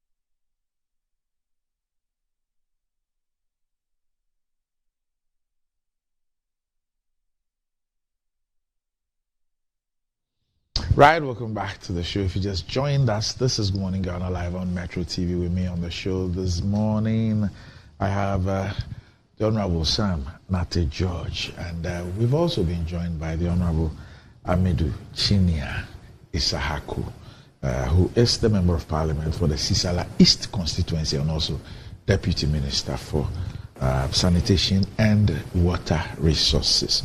Honorable, good morning. Good morning. Right. Now, what does wealth mean to you? Do you want to live like a tycoon? Remember, as God the Mullah, God the power. Ghana's newest lottery game draws live on Adom TV at 9 a.m., 12 noon, and 6 p.m. daily. Now pick up your phones, tablets, and computers and download the Game Park Games app on Play Store. You can also play on the website at www.gameparkgames.com or by dialing *946# on all networks. Just choose 4 numbers from 0 to 9. It's easy to play and easy to win. Charlie, make we play this game and make some mola. Nobody beats our odds in Ghana. Game Park Games, more mola, more power. This game is regulated by a National Lottery Authority and is not for persons under 18. Play responsibly. Ayesuku, that Kosovo dam be big, but Betway's cash out be bigger. Betway is giving you more control over every thrilling bet you place. Enjoy the biggest and most reliable cash out in Ghana on Betway without any hassle. Sign up today at betway.com.gh. Terms and conditions apply. It's not for persons under 18 and is regulated by the Gaming Commission of Ghana. Betway, get way more. And Blue Jeans energy drink has been on the Ghanaian market for over 20 years. We already know what it does for the body. It contains vitamins and nutrients like vitamin B2, B3, B6, B12, as well as taurine and guarana, which are known to boost your energy, strength and energy, as well as promote high performance and endurance. Blue Jeans energy drink has been tested and tried. It's indeed the best. Blue Jeans energy drink is for bold and active men and women. So go on, grab a cold can and power your day. It's in shops nationwide. For bulk purchases, contact Budget Cash and Carry Limited on 0208 128 190 055 001 0000. All right, so today is the birthday of a person who I'm sure that most of you, our viewers, have heard his name mentioned here, but you don't know who he is. I always read a message from Mark Kojo Boafo, who sends us this message from the United States of America every single morning. I always make the point that if you look at the time difference, he obviously has to wake up at 2 a.m. In order to watch this program, and he does that religiously. Today is his birthday. So that's Mark Kojo Boafo, for those who don't know. And for those who sometimes think it's Kojo Chumboafo. Okay, so that's Mark Kojo Boafo, who's the ardent viewer who always watches and sends us messages from the States. Today is your birthday. So Mark Kojo Boafo, happy birthday to you. It's also the birthday of our own Moro Audu, the host of Inside Pages. Today, Moro Audu is 46 today. Okay, so happy 46th birthday to Moro Audu, who's the host of Inside Pages. It airs Saturday mornings. So Moro, we're quite a mischievous young man. So Moro, happy birthday, happy 46th birthday to you. And we pray for God's grace, favor, and mercy on your life as well. So happy birthday to you, Moro Audu. And let me say congratulations to another young friend of mine, Nana Kofi Frimpong, and your wife. Your wife is delivered. Okay, so both of you, a daughter. So congratulations to Nana Kofi Frimpong and your wife on the occasion of the birth of your daughter. Congratulations, and we pray for God's favor on her life as well. But this morning I received a sad news. This gentleman used to take me around anytime I travel to Tamale. He will be the one to pick me up from the airport, take me around, get me the TZ and watch it. And he's the first person who showed me. There's a place at Tamale where they do a lot of a confirm and kebabs, that popular joint. He's the first person who took me there and all that. The last time I went to Tamale for the GFA elections, he wasn't too well. I didn't see him. Apparently, he had not been well for 3 years, and I didn't know that. Just this morning, I got a very terrible message that he's passed on. Mohammed Abwaji. My condolences to his family. Because he's a Muslim, I'm told he will be buried at 10 a.m. this morning. Tamale. So Mohamed Abwaji, rest in peace. Rest in peace. Rest in peace. It's unfortunate, but we can only commiserate with the family, and hope that you find a perfect resting place with God. Okay. All right. So yesterday, the NDC outdoored the running mate of the flag bearer, John Dramani Mahama. The running mate we all know as Professor Jane Nana Opoku Ajiman.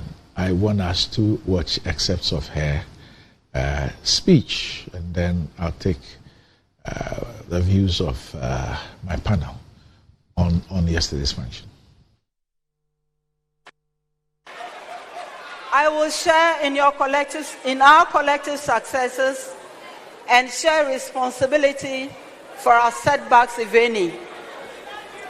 And at the time of reckoning, Your Excellency John Dramani Mahama, I will not, in the advancement of self-serving ambition, declare to the whole world that I was only the driver's mate.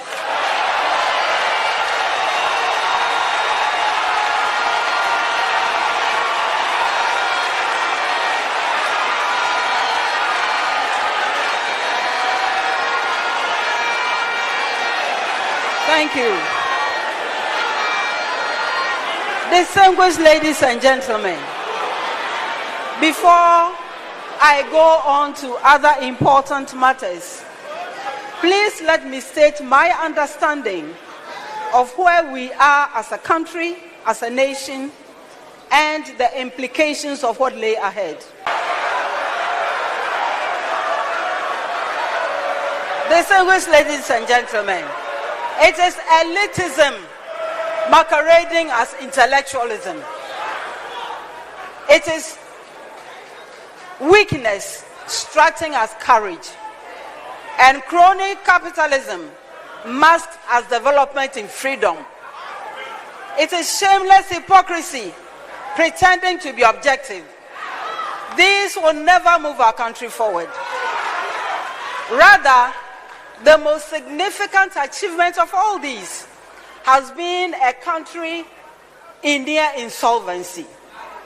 Its natural resources such as water, land, and even the environment in rebellion. A people harassed and intimidated into numbness, and as some will say cynically, some of us also bribed into silence. I envisage a report on the administration of His Excellency John Dramani Mahama on the ticket of the NDC in his reign 2013 to early 2017. Across the political divide, across social and professional groupings, among the youth, you hear complaints and stories concerning state capture, where this government has chosen to use its power not in the broader interest of all Ghanaians, but to favor a small clique. What is that?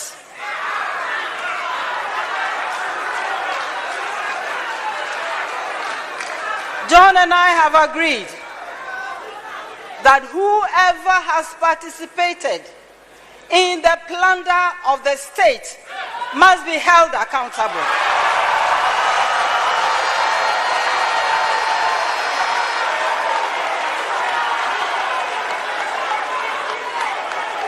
And my friends, this is not a threat. It is a promise. It is a promise which is premised on the wishes of our citizens across the political divide, and it is hinged on the principle of accountability. Let us face the facts. Today, what do we hear? Is the promotion of ethnocentric elitism, which is masquerading as intellectualism.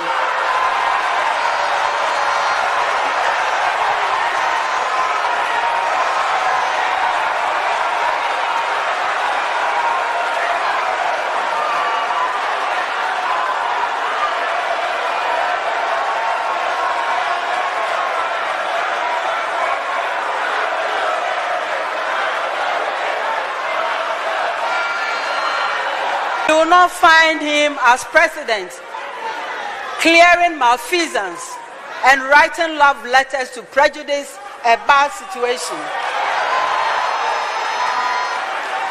You will not find that unemployment jumped from 8 to 14%.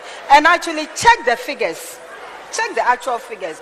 Go beyond the percentages.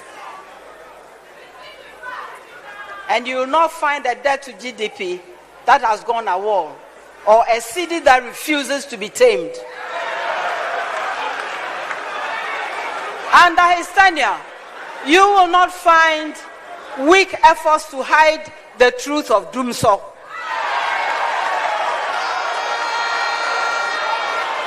The reports will not include scandals surrounding the PDS, Australian visa, Keldon GVG, Boss contaminated fuel, excavations, and Aboboya tricycles that can fly faster than Unconfirmed.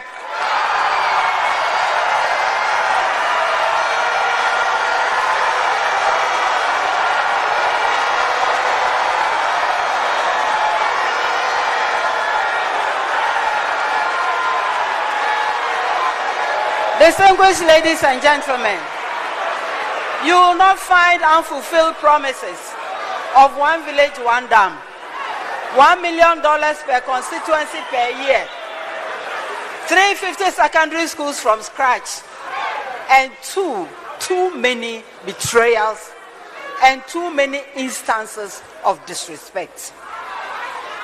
You will not find in his time a tracker too embarrassed and gone into hiding because it is too afraid to expose its plagiarized content. In truth, such an investigation of his term would not reveal over 100 scandals and still counting. What will the report say about the NDC under John Dramani Mahama? You will find that journalists were not hounded into exile. Should I add more? Okay. The report will find that once upon some years ago, the blame for power outages was placed at the doorstep of the president and the minister for energy. The report will find a president who solved the energy crisis that he inherited, and a minister who did resign on principle. The report will tell of a timetable for load shedding, provided to respect the dignity of citizens and acknowledge their right to plan, and also to learn the truth about our situation with energy. The report will contrast the existing arrogance in leadership with that of the respectful JDM, who builds the children and youth by offering lasting skills, quality education, serious adaptable training, who opens up the economy to create more space for jobs and self-actualization. The report will highlight a JDM who does not line up desperate young people in the heat of the tropical sun to march and salute him as head of state for jobs that have no head, they have no tail, they have no future.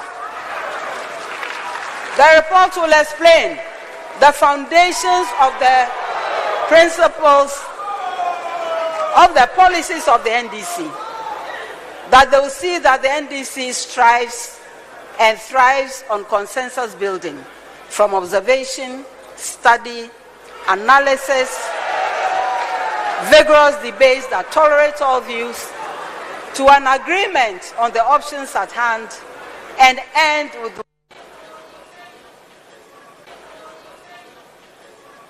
the election ahead is not so much about Ghana making history, although that is important.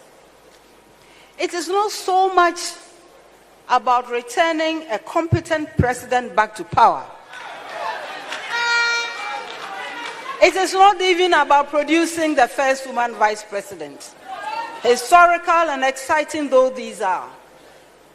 It is not only about bringing the NDC back to power although that is indispensable in our current circumstances. The elections ahead and winning them is about winning elections for a purpose. The purpose goes beyond those enumerated above. The purpose is the opportunity to heal our country again.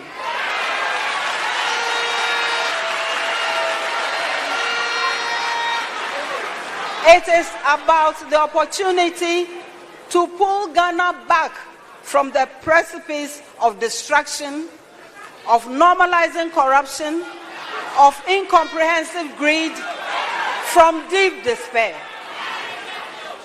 The election ahead and winning it for our party is about hard work and abiding sacrifice. It is to embrace everyone in building a Ghana that functions again. It is to work towards a Ghana where citizens have confidence and hope and are determined to regain their independence of thought and of agenda. All right, so we just watched excerpts of Professor Naana Jane Opoku-Agyeman's speech at the UPSA yesterday. Okay, so Honorable Jane, I don't know if you had the opportunity of listening or watching her yesterday. Oh, I listened briefly. Okay. Yesterday, when they started, I followed for some time. I had to move to somewhere else to do something. Okay. Unfortunately, I thought when I was moving, I thought the radio would be carrying it. Unfortunately, when I try all the radio stations, you should have put your dial on 91.9 FM. Original FM, 91.9. Okay. Yeah. I tried City. You won't miss anything. From the beginning, City was carrying when I was coming from the office.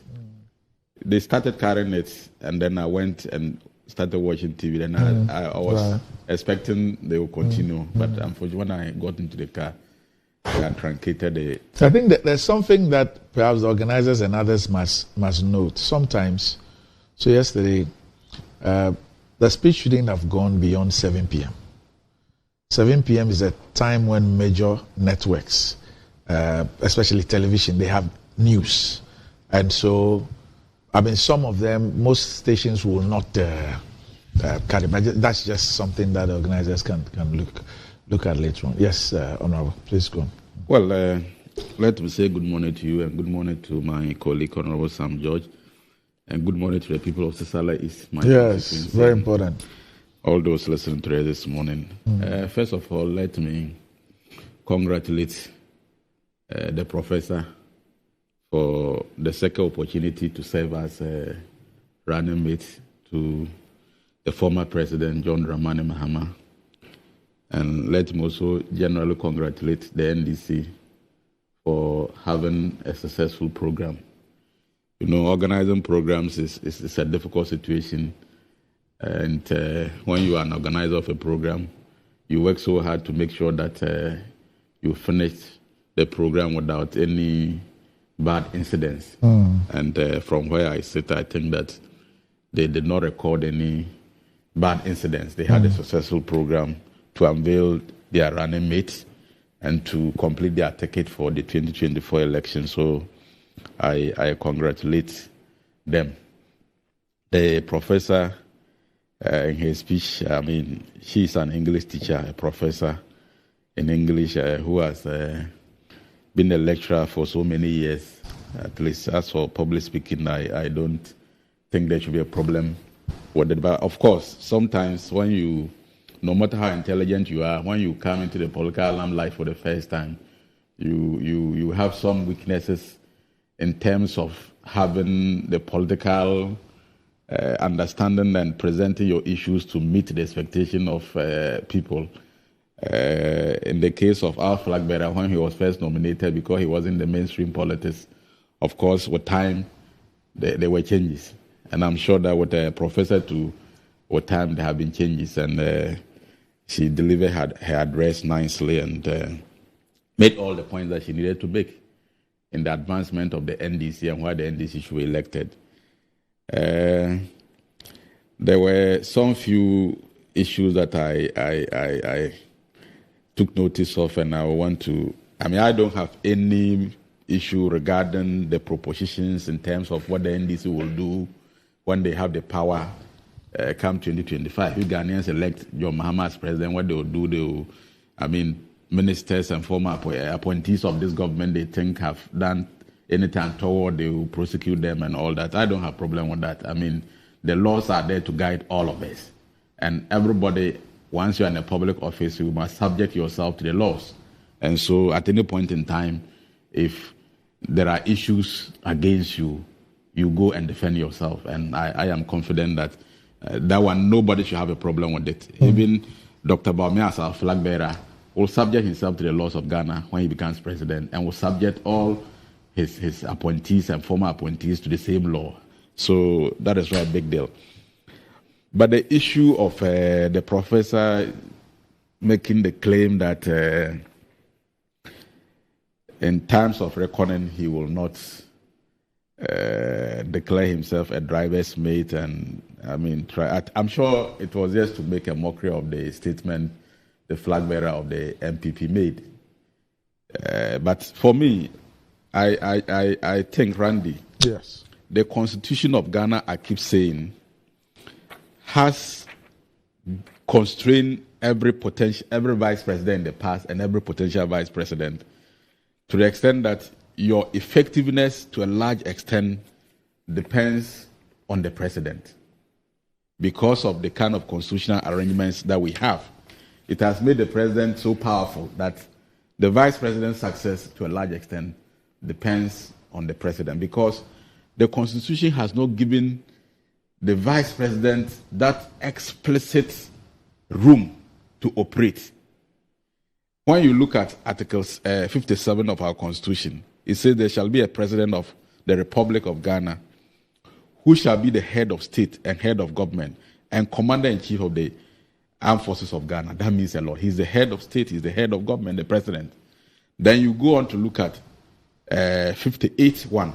It also says that the executive authority of Ghana shall vest in the president and shall be exercised in accordance with the provision of this constitution. So apart from the president subjecting himself to the constitution, he can do anything. The only thing he cannot do is something that is against the constitution. So the executive powers or authority is vested in the president. But when you look at Article 61, who talks about the vice president, it talks about there shall be a vice president of Ghana who shall perform such functions as may be assigned to him by this constitution or by the president. Now, when you look at the constitution, the duties assigned to the vice president from the constitution are so limited. There are just a few. You cannot point to any serious matter that has been left in the hands of the vice president office to deal with behind the president. So the major issues the vice president has to handle will have to be issues assigned to him by the president. I am making this point because I do not want us to pretend that the office of the vice president is so powerful and influential as provided in the Constitution. And the Constitution and the laws of Ghana are the guiding principles or directives of operations. You can't operate outside the Constitution. And so as long as our Constitution remains that way or this way, every vice president in the past and in the future will be constrained. And you can look at even the historical antecedent from Aka as vice president.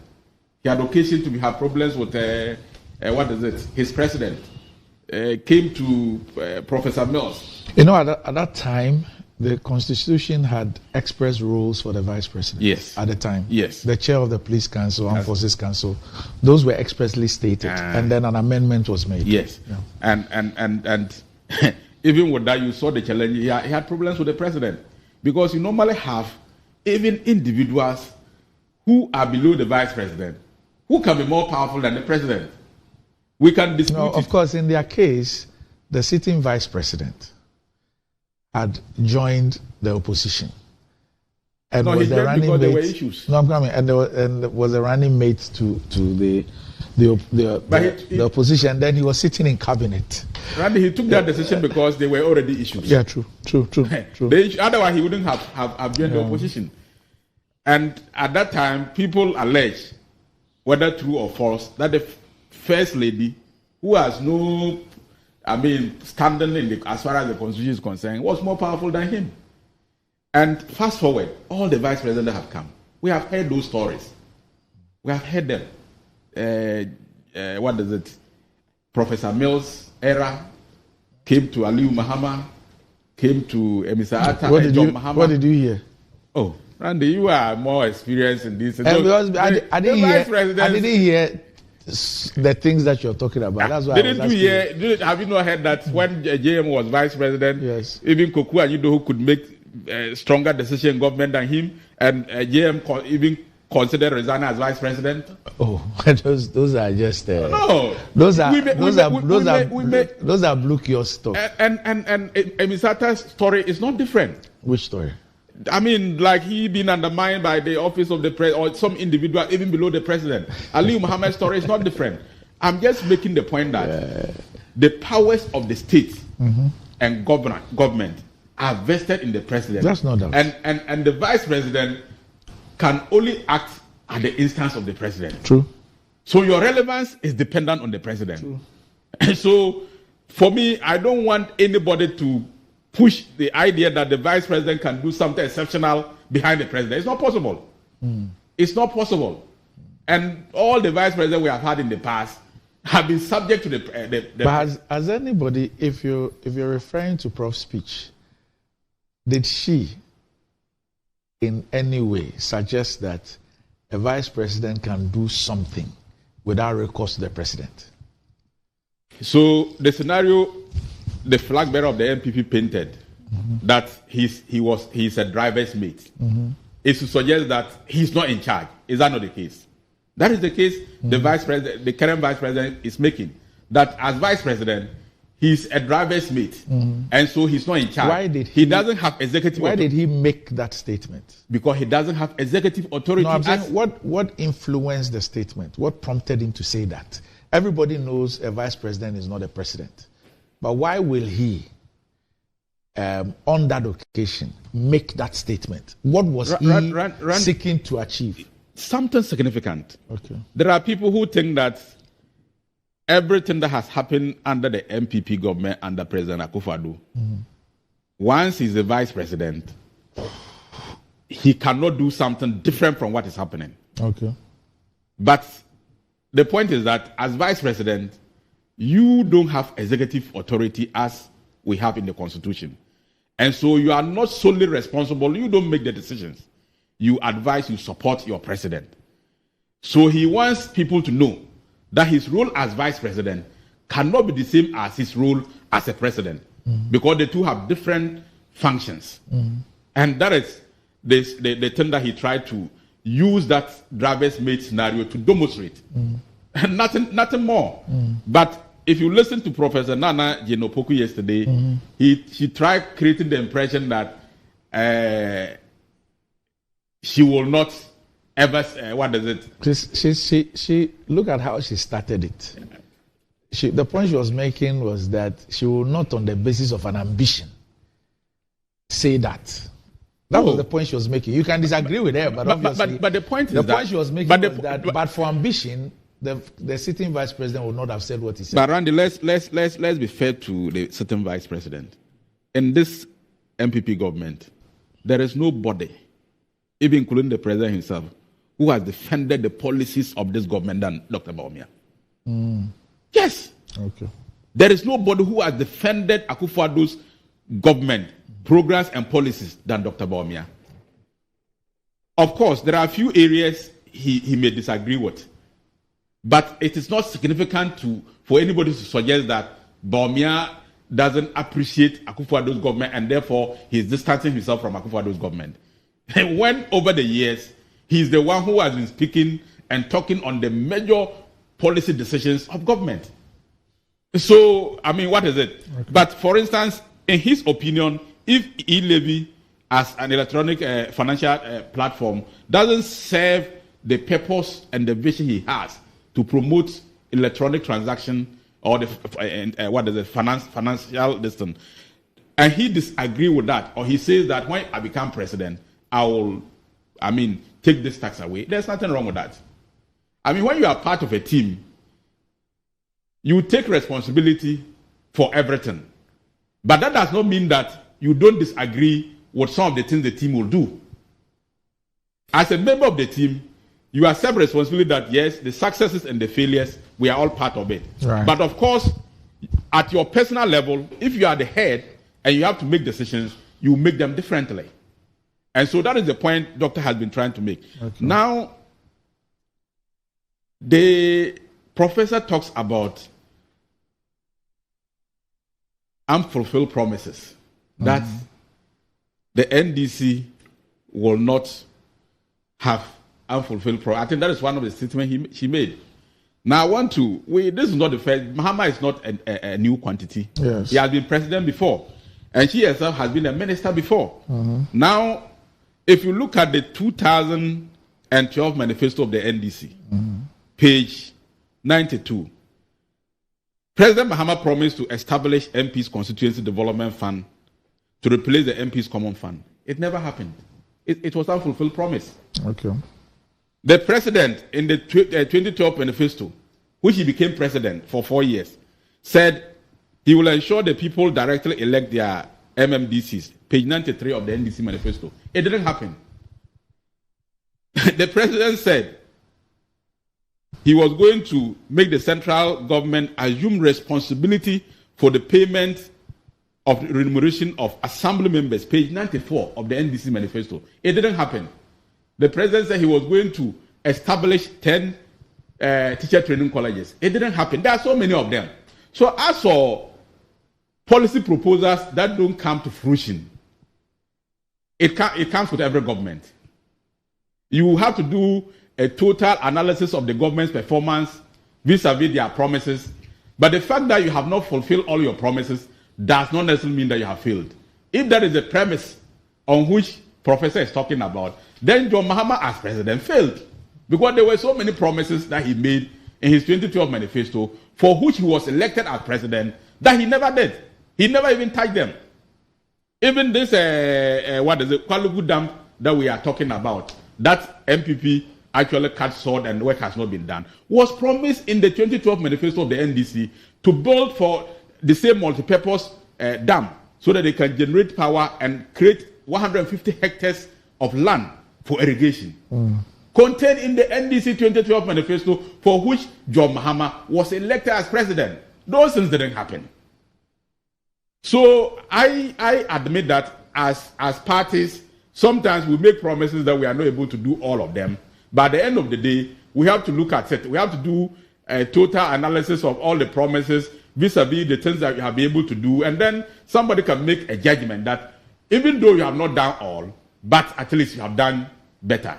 That is why the other day I was mentioning to somebody, when you go to either the university or secondary school and they are grading people, they will say that, okay, 80 to 100 is A1. Why don't they say 100% is A1? You don't need to get 100% to be given A1.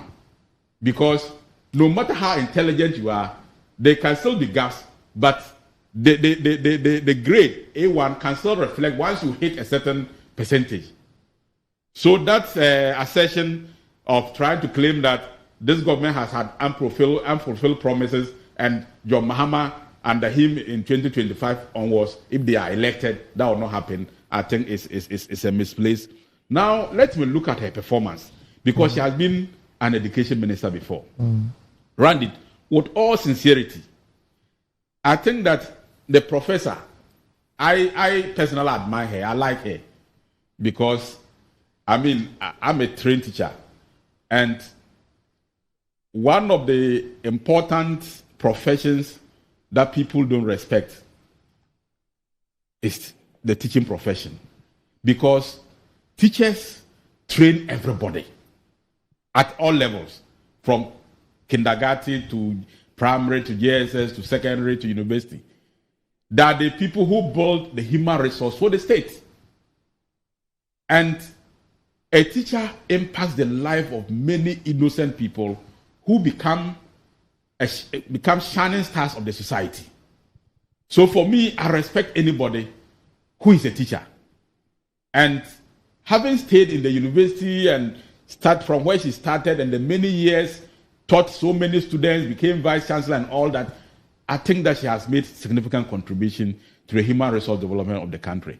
But as education minister, Randy, I can say that from my assessment, she's the worst education minister we have seen in this Fourth Republic. Because under her, you know, when President Kufuor introduced capitation grants, it started with 3 Ghana cedis. NDC for 8 years, they increased it from 3 cedis to 4 cedis, 50 pesos. And the last 2 academic years of NDC under her as education minister, they couldn't pay a peso of capitation grant. In fact, she proposed cancellation of the policy. She proposed? Yes. Where? In Ghana. Where did she propose that? As the minister. It's not true. Oh, Randy. It's not true. It's not true. It's not true. It's not true. Why do you say it's not true? No, it is not true. Just show me evidence of her proposal. Oh, I'm saying that yes, it's contained in her handing over notes. Huh? Yes. But the point I am making is that for 2 years, 2 academic years, she didn't pay capitation grants, even at 4.5 Ghana cedis. Fast forward in 2017, this was taken to 10 Ghana cedis. Look at the increment, look at the jump. For 8 years, they added 1.5 Ghana cedis because the thing was 3 cedis when they came. And for 8 years, 1.15 Ghana cedis were added. And in 2017, it was increased by over 100%. That is 1. 2, feeding grants. In the last 2 academic years, 2014, 2015, and 2015, 2016, you saw most schools were closing down because they were not paying. Most secondary schools, they closed down. They went on, headmasters were closing down secondary schools, and then government has to intervene several times because she couldn't pay, and there were 2 years arrears at the time she left. What's the situation today? It's better. What is better? What's the situation today? They are feeding the students. Do you see feeding students? Yes. Did you Even ever though receive, I agree. Did on you ever receive those text messages asking parents and all students I have even to be contributing to feed students? I have contributed myself, but I'm saying that there is improvement. The magnitude of, the challenge has improved, even though there's still room for improvement. Okay. Now, under her, teachers who were employed, they can employ you for 1 year, 2 years, and they introduce 3 months arrears policy. You only pay 3 months arrears. It's not true. It's true. I'm a teacher. I am a teacher. I am telling you. Chinya, hold on. As at the time I was a teacher, I was PRO for GS office. Chinya, please. No. Randy. Chinya, please. Hold on. Are you suggesting that the government, in this case, you're even zeroing on Professor Naana Jane, as education minister, introduced a policy, yes, which said that although you have worked for 1 year, yes, or 2 years, yes, you will be paid 3 months' salary, not for the 1 year that you have worked, yes, not for the 2 years, yes, and that was a policy, yes. It's not true. That is why you pay. Please, what is the policy? True. Hold on, please. You cross-check, Randy. Chief, just hold on a minute. Where you are sitting, the last holiday, I've forgotten which day it was. I think was it the Ramadan one? The Honorable Setepe, who was finance minister, he was sitting in this very chair. Okay. And he addressed this issue. He explained what it was about, that it was an issue of validation. And so they needed to validate some stuff with the teachers. And so what they said was that pay them 3 months, so they can have something, whilst the validation goes on to ascertain the exact data to be able to pay. That's what Honorable Setepe, sitting in this chair, said. Is what happened. And for 2 years. They were validating. No. I am telling you, Randy, I am saying that for 2 years, every teacher that came out was paid salary arrears of only 3 months. No, Chinya, why were all those arrears accumulated? They were paid under MPP government. Okay, so you are saying a different thing. Yes, so the policy was that if you work for 1 year, 2 years, but you are paid only 3 months, and so for that whole period they were validating. Chinya, please, You're a member of parliament. Yes. You're a deputy minister. Yes. People are watching us. Yes. When you say a policy was introduced, but you are just telling me that the finance minister says same. Oh. That they pay 3 months. They pay 3 months, yes. And they now try to validate the total amount of the person. So but is that true? So when you make that decision, what is it? No, please. When you make a decision that okay, anybody who comes out, we only pay you 3 months, and then we take time to validate. What is it? Please. What? Please. How do you call that? Chinia. No, Randy, help me name it. Okay, Chinia. You give me a better name. Chinia, and to my intervention, you created the impression that a policy was put in place which says that irrespective of the period that you've worked, you'll be paid 3 months. The rest is forfeited. That was what they did to the teachers. They paid 3 months. For the 4 years he was there as education minister, they paid only 3 months. Yeah, just go on. People taught for 3 years. So are you saying that for 4 years they couldn't validate the arrears of the teachers? No, you are now raising another argument. What I just took you on was that you claimed that the woman as education minister brought a policy, and that policy was that irrespective of the period that you have worked, you'll be paid only 3 months. Right, and I said, so help me Senior, give appropriate name. It is not true. If you had said that, help me give appropriate if you had name. Said, because what they did was that, Senior, if you had said that teachers who had worked for 1 year, 2 years, their payments delayed and they were giving only 3 months, whilst they said we were validating something, nobody would have even raised an issue. But before then, nothing like that happens. When you're a teacher and you are posted and your salary is coming, if you have taught for 1 year, they pay your 1 year arrears for you. It was only that period, and under President Akufo-Addo, that has never happened. When they are paying your arrears, it can delay for 1 year, it can delay for 2 years, but when you are being paid, you paid your total arrears, as it has happened in the last 7 years. But I am saying, under her, if you work for 1 year, 2 years, and they're coming to pay you, they pay you only 3 months. So what is it? How do you call that? And the rest is forfeited. Well, what they were, because people work for 4 years, they didn't pay them their arrears. I'm asking you, so the rest was forfeited. MPP had to come and rescue the teachers. Because we came and we paid them. Let's go. But under her, that was what was happening. All right. Now, even at the tertiary level, you know, under her, tertiary students were made to pay electricity bills. It was introduced. It took the intervention of this government to withdraw that particular decision. Under her, teacher training colleges allowances was cancelled. It has been reintroduced. So, I mean, her performance as education minister shows it all, that as a political office holder, she failed woefully. Right. And I don't see any new thing that she's bringing as vice president. Now, the last point I want to make, Randy, is the statement the national chairman of the NDC made at the program. Quite intriguing. Which statement? He said that people are already taking positions and sharing positions, and others are parading themselves as appointing authority, and that was discouraging party members and all that. Everybody should relax. They should let them work. They should go and hunt. And when they get the meat, they will share it. So this is food for thought for Ghanaians. Right. I mean, they need to interrogate the national chairman's statement. It means a lot. It's a pregnant statement. All right. Samjoy, what position have they shared for you? He said they are sharing the positions. And there are people who have imposed themselves as appointing authority. I see. Besides the flag bearer. I believe my role will be to go after all the monies you've stolen, including the ones that is alleged to have been stolen by your former boss. Is that how you're starting? But yes, if that's the question he's going to ask me, that's the answer. But the role I want is to hunt the thieves in your government, starting with your former boss. So what position is that? Thief hunter, bounty hunter. That's the position I want. I'll come after all the thieves in your government.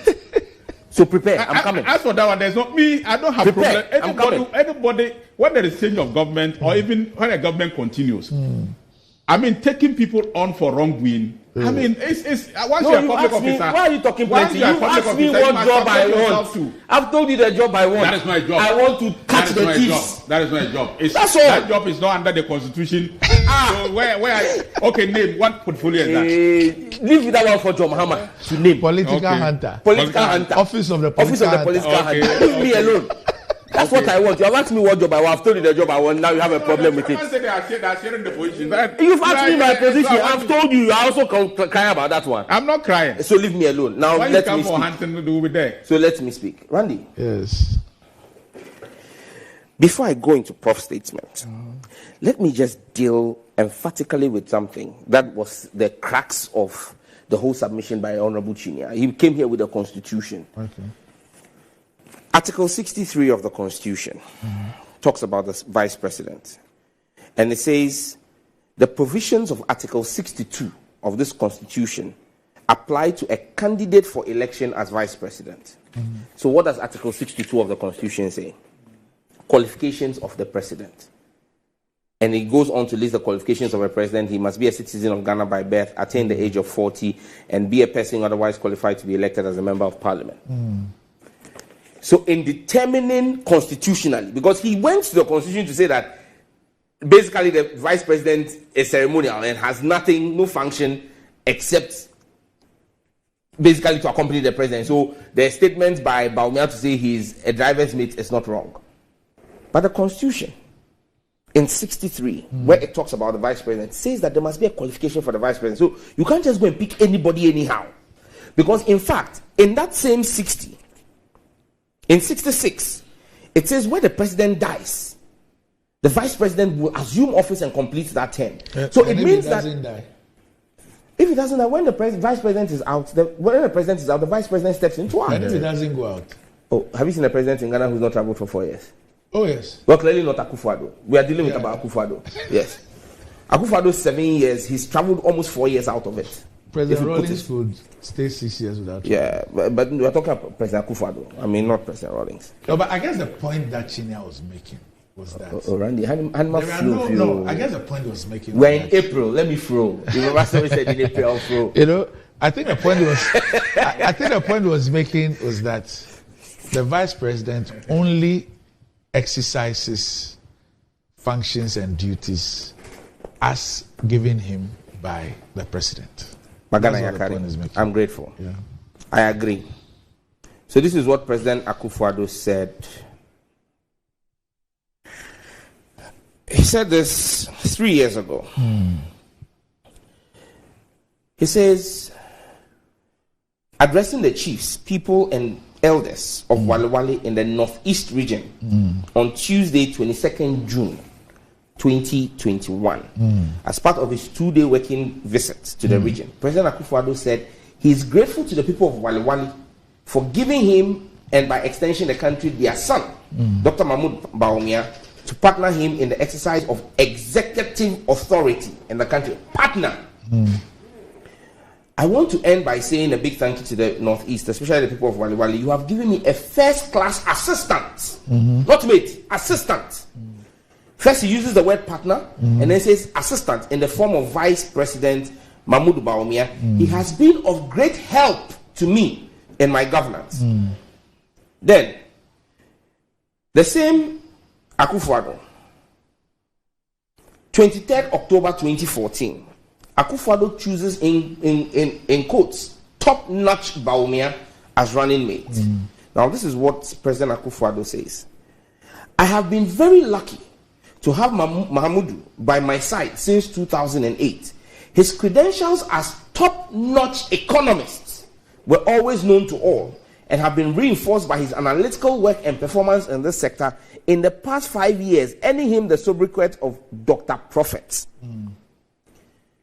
Then Akufo-Addo said this: the economy was always going to be the main battleground for the 2016 elections. But the dire situation the country has been plunged into by the incompetence of the John Dramani Mahama administration makes the presence of Dr. Bawumia on the NPP presidential ticket even more appropriate. Luckily, there is real chemistry between the two of us as well, and I look forward to us leading the team that will ensure. So every time, and I can go on and on, Randy, I have at least 7 different instances. In fact, Rebecca Akufo-Addo came to my constituency and met the Presbyterian Church and spoke about how economically savvy Dr. Bawumia was. I have the story here. Samira Bawumia, we all know, said her husband is an economic wizard. So, what has happened, Chinia? If you are telling us now that the vice president is simply an aplanque, Aflanke jile. Ebe ni chumo papako. Achuole tomo messenger. Ya feine. Like, are you telling me that it's one of two things? Either Dr. Bawumia has been a colossal failure. He's historically failed at the job he was given. The one task he was given, managing the economy. He was given $1 that was literally edging to 4. Today, the dollar is changing at what? 14. It was 4 to the city when it was handed to him. He was sold to us as an economic whiz kid, gone down the drain. It's either he's failed at his job, or it is that he's done his job, but President Akufo-Addo does not trust his judgment anymore. And so everything, and that's what Bawumia is basically telling us, that I have given all the suggestions, and that's what Chine has tried to re-echo here. I've tried to give all the solutions. I have the solutions, but Akufo-Addo didn't listen to me, and that's why we are in this mess. Let's ask ourselves, if Akufo-Addo, who brought him, stuck with him for 3 elections, 12 years, or 8 years before making him vice president, and has been with him for 16 years, literally, since he nominated him in 2014. In fact, in 2007, since he nominated him in 2007 till now, Randy, we should begin to ask ourselves, what does President Akufo-Addo know about Bawumia's judgment that he's no longer listening to him? That now Bawumia needs to now become his own man, before the man who was sold to us as having the solutions to our problem can now be trusted.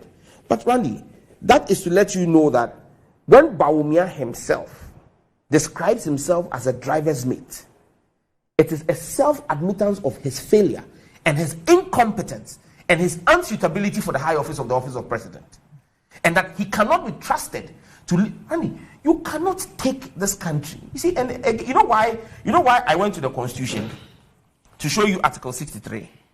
Article 63 tells you the qualifications of the vice president and of the president. But 63 says that Article 62 tells you the qualification of the president, and 63 tells you that must be the same qualification of the vice president. But Randy, DVLA, when you go there, the requirements for a driver are different from the requirements for a driver's mate. Nobody checks the eyesight of a driver's mate. The DVLA does not do a driver's mate. Absolutely. Because nobody checks them. There is no requirement or qualification to be a driver's mate, but there is a qualification to be a driver. If Bawumia tells us so, out of the abundance of the heart of a man's heart, his mouth will speak. If Dr. Bawumia himself has told us that he's a driver's mate, how do you then put a vehicle like Ghana in the hands of an unqualified person? But you see, Randy, yesterday I went to bed with a renewed hope in the future of this country. Why? I have listened to Professor Naana Jane, and I was in the same UPSA hall when she was outlawed by President Mahama in 2020. Randy, I must state without any equivocation that the political maturity of Professor Naana over the last 4 years has been remarkable. And once again, it leads me to the conclusion that John Mahama is a safe pair of hands to run this country. Because John Mahama has been able to identify a diamond in the rough, polished it, refined it, and today it is a shining gem for all of us to see. When he decided to stick with Professor Naana Jane, it showed his remarkable consistency and unwavering commitment to inclusivity and innovation, as Professor Naana has spoken. And Randy, if you take I can show the cameras. I have taken my time to study this since last night, like a student. You see the way I've color-coded it. It took me back to my handout days. Because, Randy, it is heavy. I've read this over 6 times. And each time I am in awe since last night. Randy, I am happy to hear a running mate make a categoric pledge to her partner, the president, to be the candidate, the flag bearer, that she would repay his abiding confidence with loyalty, understanding, and a devotion to duty. That is not a character trait in Mahmoud Bawumia. Mahmoud Bawumia has thrown his boss under the bus. He's hands off. Everything that his boss has said and done, he's basically distanced himself away from it. Chinya was in parliament He appears to be a gentleman. But when it came to e-levy, what do you mean by he appears to be? His outlook appears to be a gentleman. I mean, that's to his credit. He doesn't appear to be a ragamuffin. He appears to be a gentleman. However, I remember that evening in Parliament, in the chamber, and I could remember how Chinya moved from his seat at the back towards the front because of e-levy, fighting us on e-levy. The same Chinya was sitting in UPSA when Mahmoud Bawumia said he's going to scrap e-levy, and Chinya was clapping. If anybody had slapped you in the chamber that day, that would have been an unnecessary slap. In fact, somebody got a crack in his face. You remember? Your Minister for Youth, Mama Yusuf. He needed 6 stitches on his face. All in vain. So you sit in Parliament and fight for something because you were told by Bawumia that was the panacea to our problems. You all debated and said e-levy will fix all our problems. Bawumia does a U-turn. Makes all of you look like chubis. And you sit there and you are clapping. Oh my goodness. And you ask me why I was clapping for Professor Naana Jane when she said that the collective successes, and if there are any setbacks, collective responsibility, she will share with her boss. That is a woman of integrity. That is a woman who I want to stick my neck out for. That is a woman and a ticket I believe is a go-getter, not a flip-flopper, not an absconder. You know, the behavior Mahmoud Bawumia exhibited with his boss, if it was in the military, he would have been court-martialed because you do not desert your commanding officer on the battlefield. But that is the kind of person Mahmoud Bawumia is. When the going gets tough, they say tough time determines and shows you tough men and tough women. But tough times also expose to you persons of character of straw. And that is Mahmoud Bawumia. When the times have gotten tough, he has disowned and run away from his own government and left Akufo-Addo to his own. But you see, Prof drew our minds to something. She said the purpose of winning 2024 is not just about the NDC. And you tried to play mischief with what I said in Ketia said. Very poignant statement he made that focused the mind of the NDC faithful on what the task is, winning the election. She said to us, the winning the election is not about the appointments or positions as you people have sought to do. You've forgotten Sami Oku's and his statement of take position. you think that is a problem today? But you see, Prof said to us what the real reason for winning this election has to be and why it is a collective responsibility of everybody, even persons who are disappointed, MPP card-bearing members who are disappointed in the MPP, floating voters and core NDC members. Why we must all come out and vote for John Mahama and Professor Naana Jane Opoku-Agyeman is because this election is a purpose for, is an opportunity for us to hold our country together again, to heal Ghana. It is about giving Ghana the opportunity to be pulled from the precipice of destruction because you and your colleagues in government have messed up this country. You have sent this country back over 4 decades. You have sent this country into the doldrums of despair. Today we cannot have water. We have a whole ministry of sanitation when you are a deputy minister. Yet Accra is at its filthiest. I wonder how you feel when you draw a salary every month with your boss. But that is where we are. We are sitting in this country, Randy, and this country has been overtaken by incomprehensible greed and deep despair. Randy,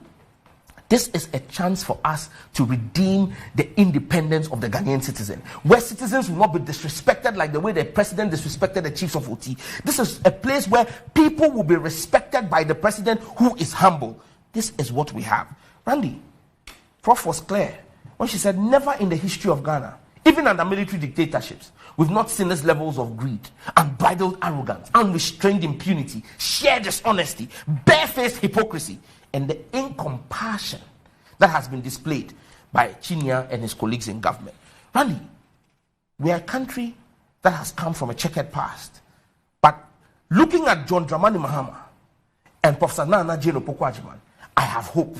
Because she makes a categoric statement that she and President Mahama have agreed that whosoever, and Chinya, listen to this, I'm going to read verbatim. John and I have agreed that whosoever has participated in the plunder of state must be held accountable.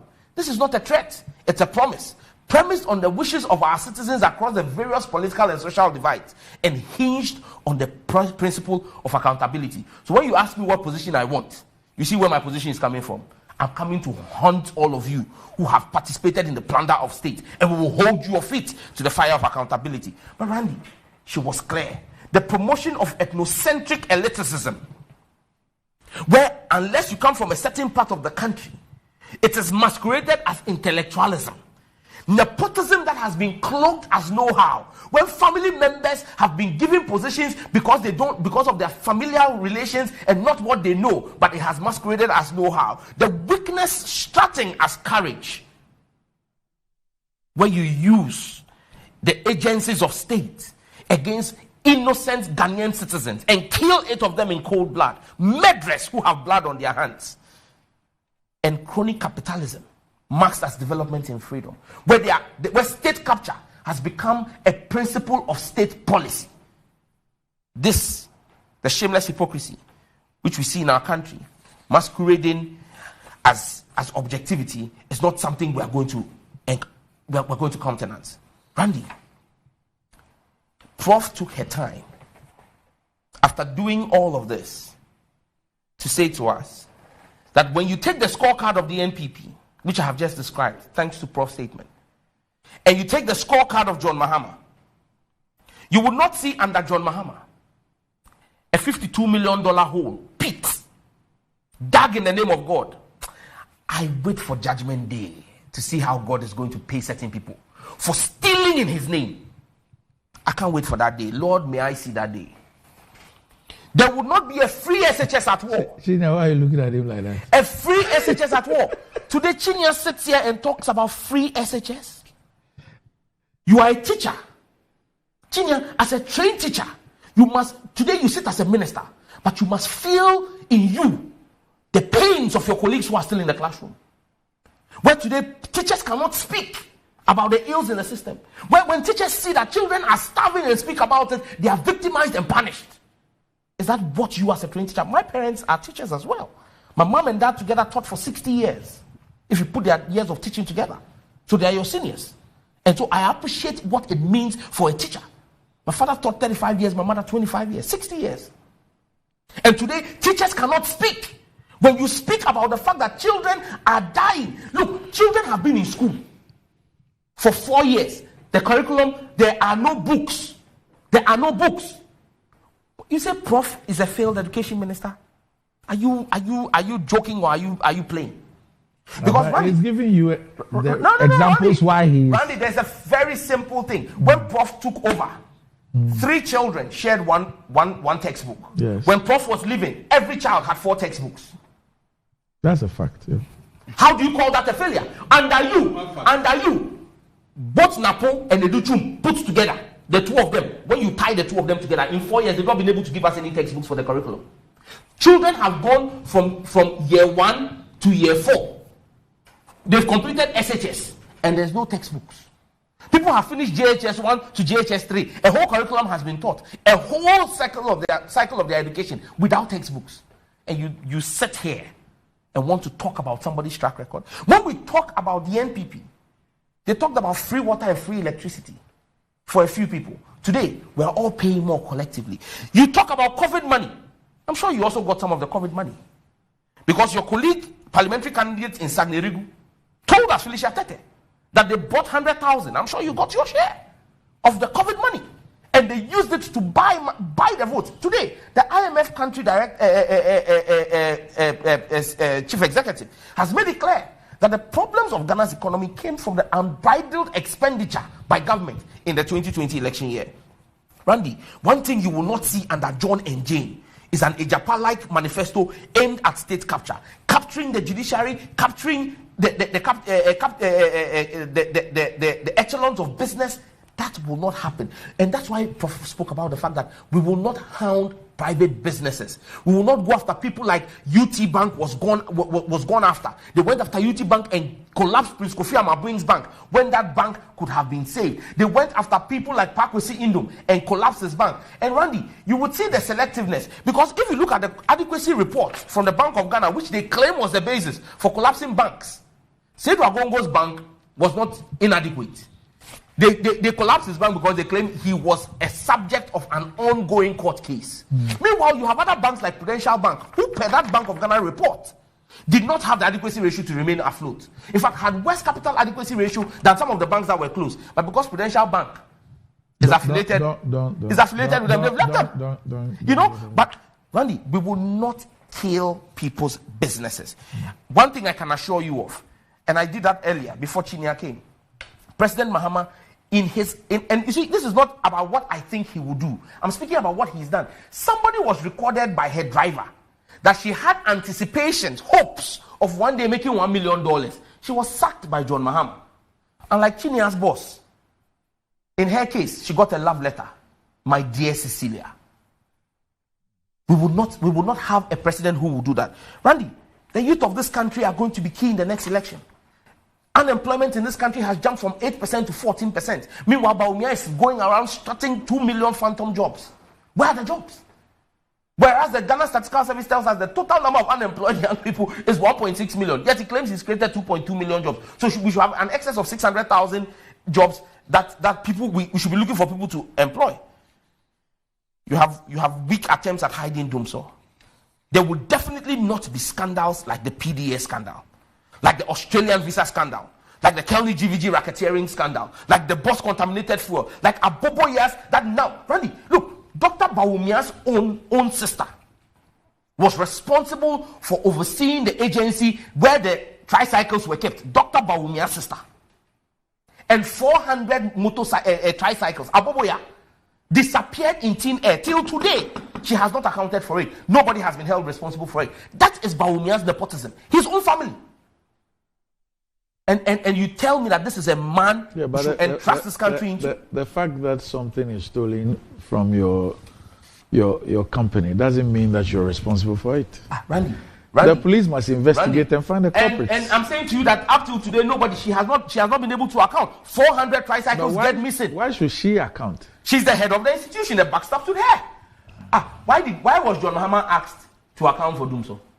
Was he the Minister for Energy? Look, but you see, let me tell you one thing. She was a deputy. But she was in management. Yes, but she was deputy. Okay, so she was a planqué.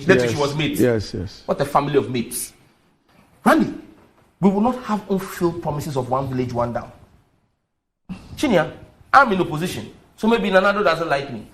But let me ask you, for the people of your constituency, what have you done with your $7 million that Nanado has given to you? When was he giving $7 million? Oh, he's a government MP.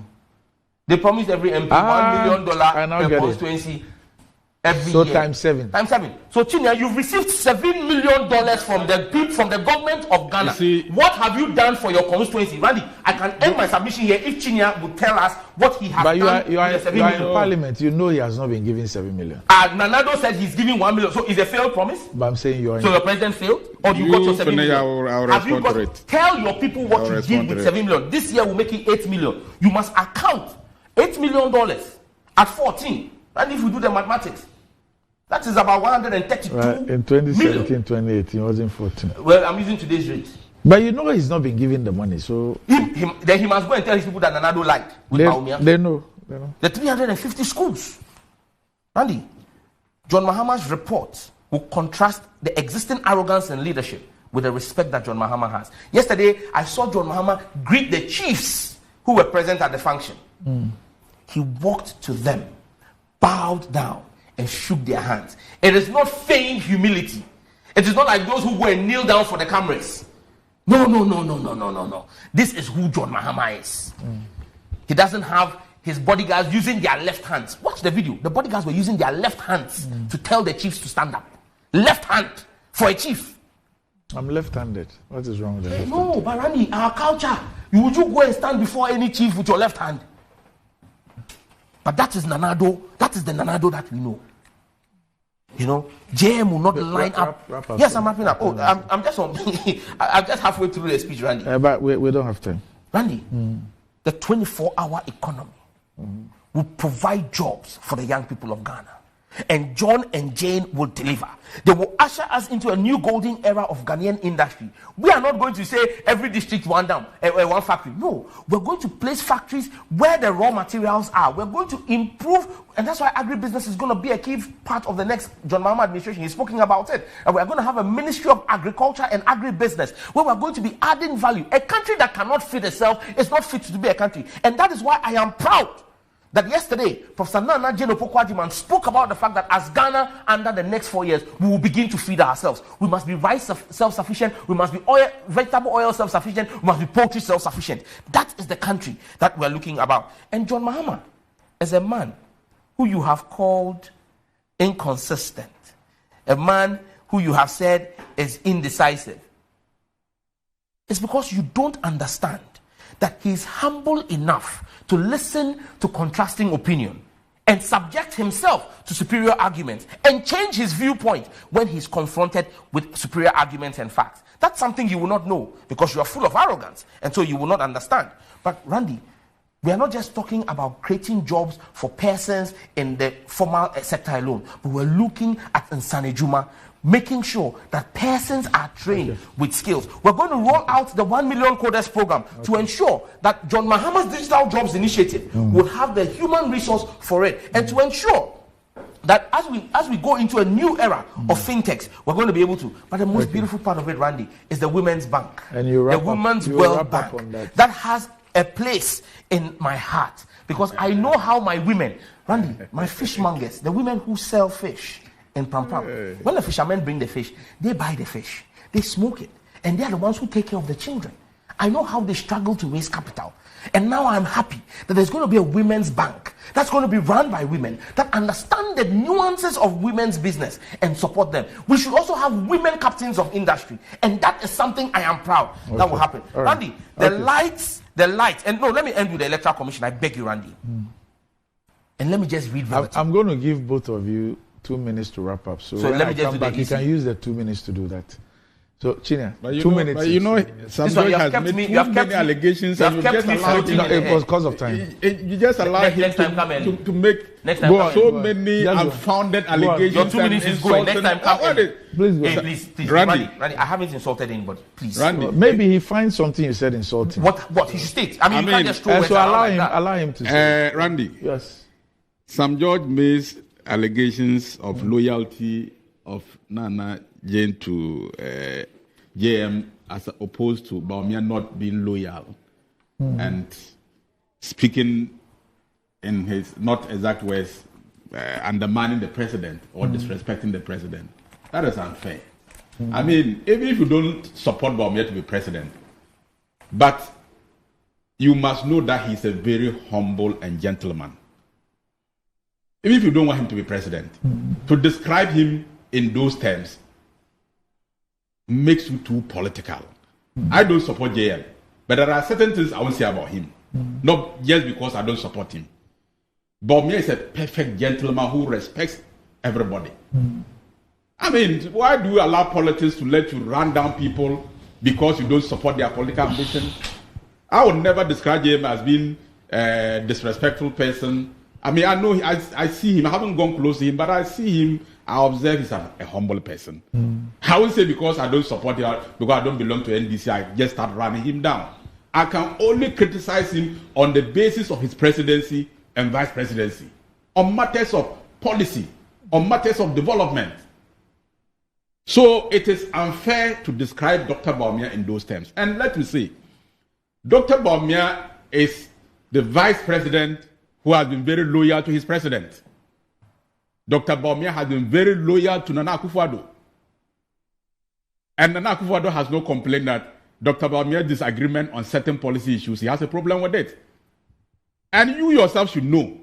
You sitting here and defending JM and saying all those things, if you take JM positions, you will not do exactly the things JM is doing. No two human beings are the same and can give the same leadership.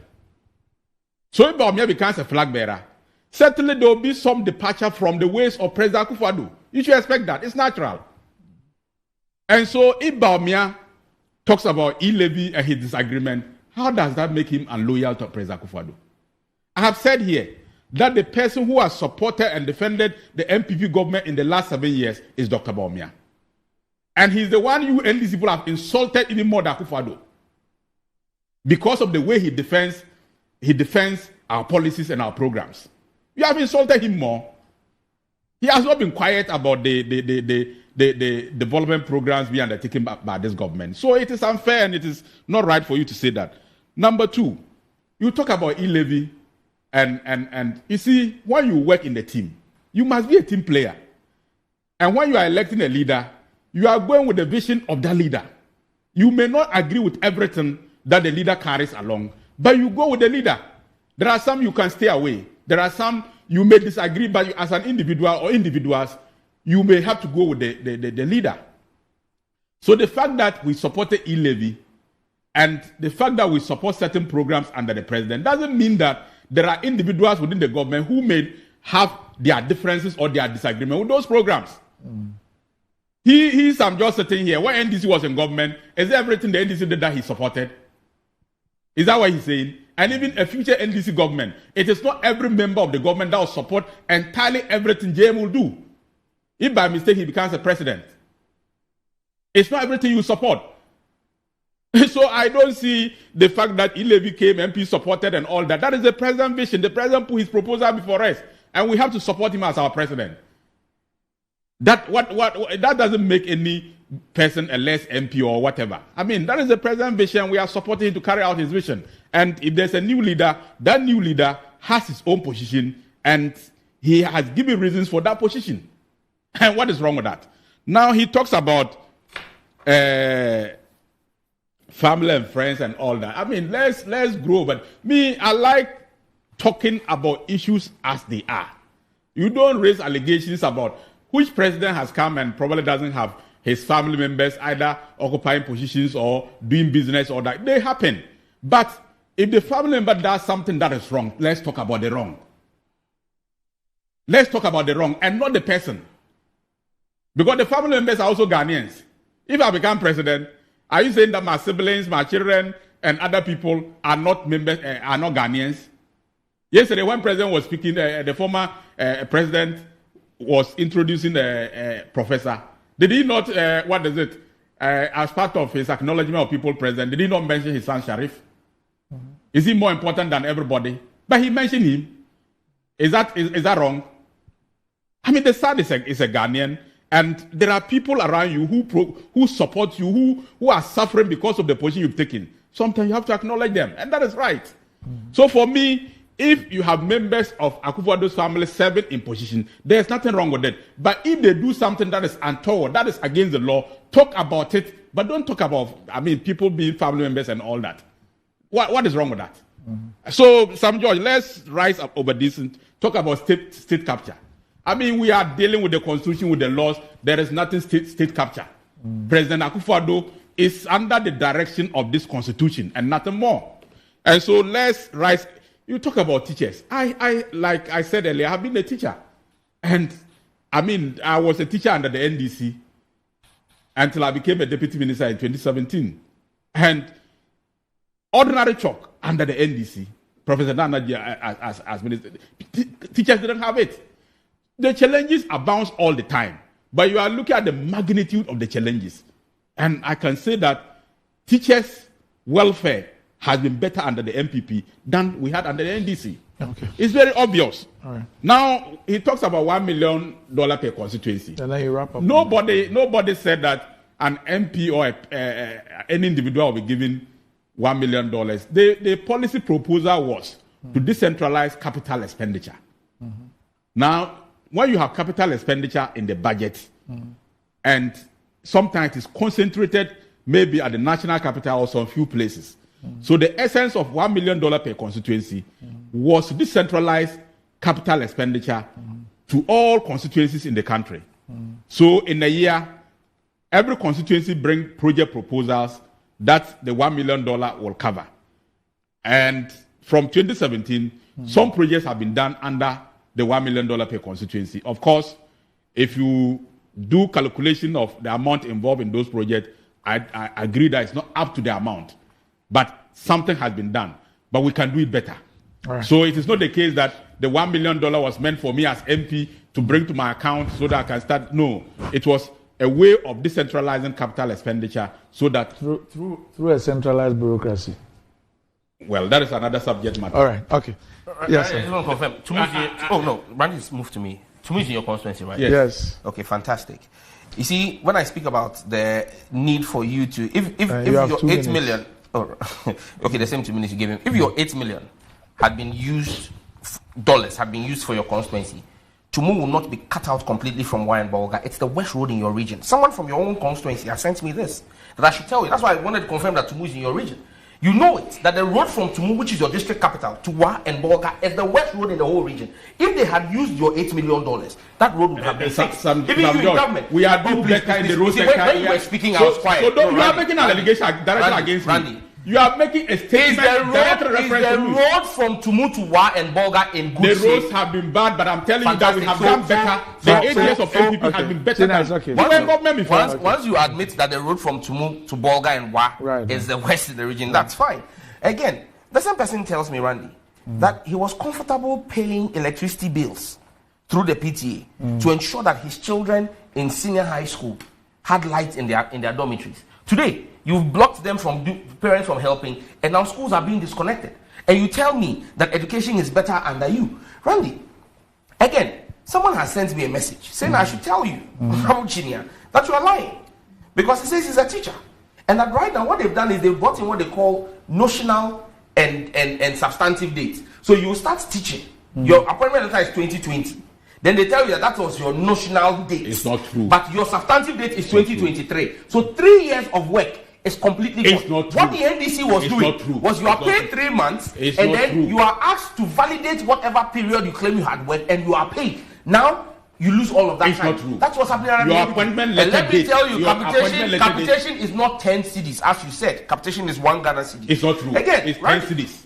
Capitation grant to basic schools is 10 Ghana cedis per child. Okay. Randy, it was 3 cedis under Kufuor. 8 years you increase it to 4 cedis. I'm sure you can check. Now 10 cedis. Maybe the 1 cedi is feeding. Is the feeding? Yes, for feeding. Yes, but the feeding it's different. It's different. The feeding for children is different. I didn't mention the feeding. Capitation is because you're running away from that. How can you feed children once? Your dog in your house, do you feed it to 1 cedi a day? Okay. How much was it under you? You don't have time. So. You see, how much was it under you? Randy, like I said, to the Electoral Commission, Prof sent a direct message that it is in the interest of our nation and in the interest of the Electoral Commission that they become transparent in what is going on at that establishment.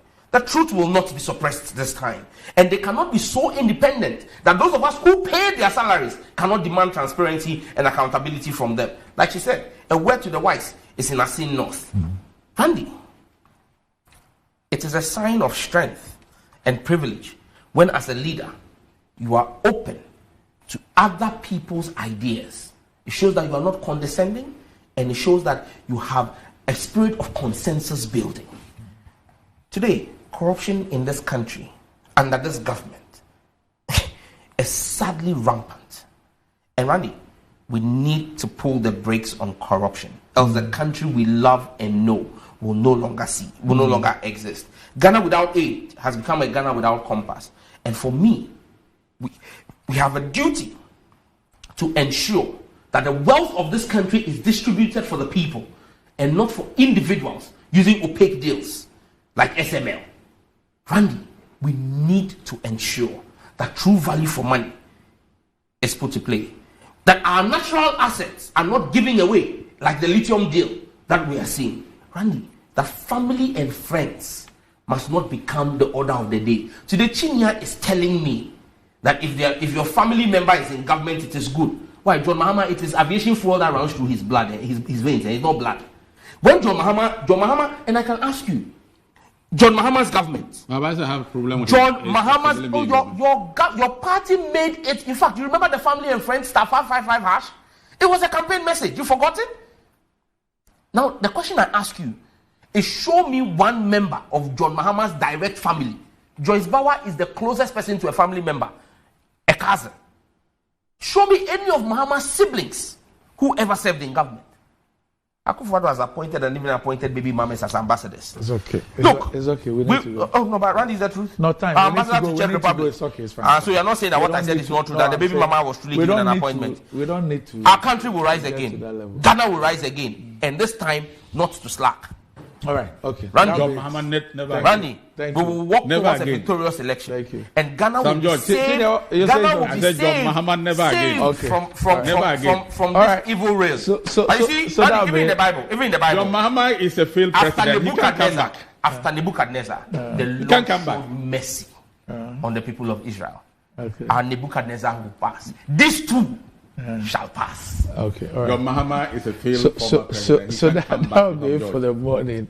Thanks, honorable members of Parliament. When is Parliament resuming? Government doesn't have business. We don't even know. You don't know when you are resuming? Don't mind. Then tell us the date. The speaker will communicate. The speaker communicates when government indicates that. So government will give indication. But there's government business. Where is it? The approval of ministers and deputies. It's not government business. Randy, that and loans. We are talking about government business in the interest of the Ghanaian people. But there are loans too to be approved. But the loans, it's not government business. Oh, Randy, I thought Ghana by here okay government business. Whatever do over. Can you imagine that the last meeting of Parliament was the shortest in the history of the Fourth Republic? Why was it short? When we go there, we go and do. People bring their statements. We ask questions and then we go. But that's also important. I'm told that you have hundreds of unanswered questions. Even now, when you file, some of the ministers won't show up. They come. We spent just 8 weeks. In fact, less than 8 weeks, 7 weeks and 4 days. But there's a lot of. Look, the president has checked out. The president has checked out of the country. Up next is Metro Sports. Oh.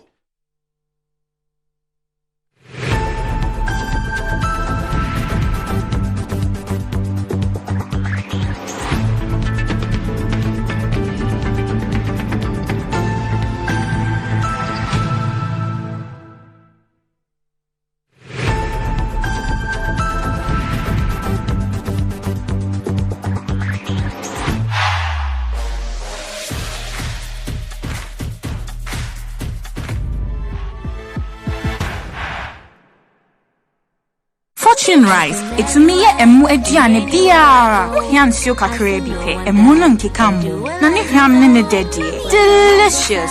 Said your mom metie no pepepe. Ye the Fortune emopa abedwaso. Ghana mo a ede. Ma emu aduane nyina. FDA aje ejedi nkratoa yatum.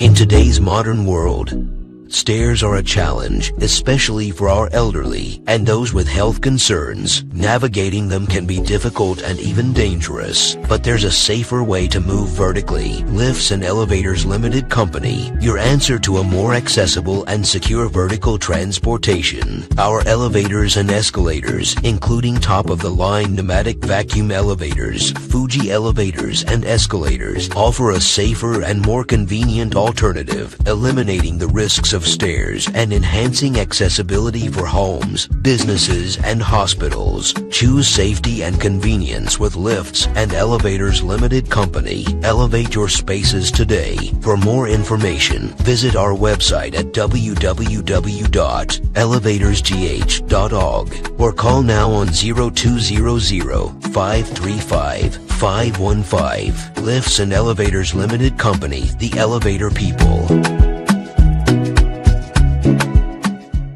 Fortune Rice, it's me emu aduane biara. Hiansio kakra bi pe, emu no nkekamu. Na ne hwam ne ne dedie. Delicious. Said your mom metie no pepepe. Ye the Fortune emopa abedwaso. Ghana mo a ede. Ma emu aduane nyina. FDA aje ejedi nkratoa yatum.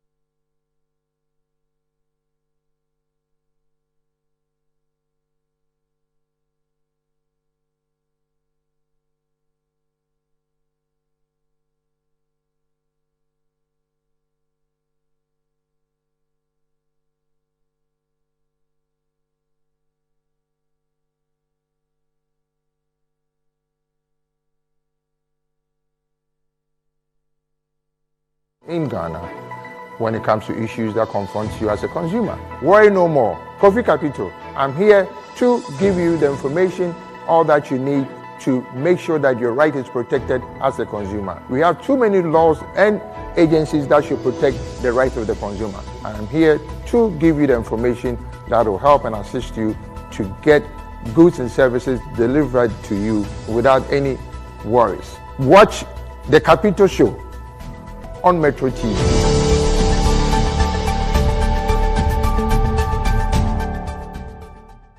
The next 30 days are coming with excitement. We bring you brand new shows from the craziest football fans, with ideas from the next generation. Who is to say Gen Zs can't take leadership positions? Enough to whet your appetite. For the energy to go around town.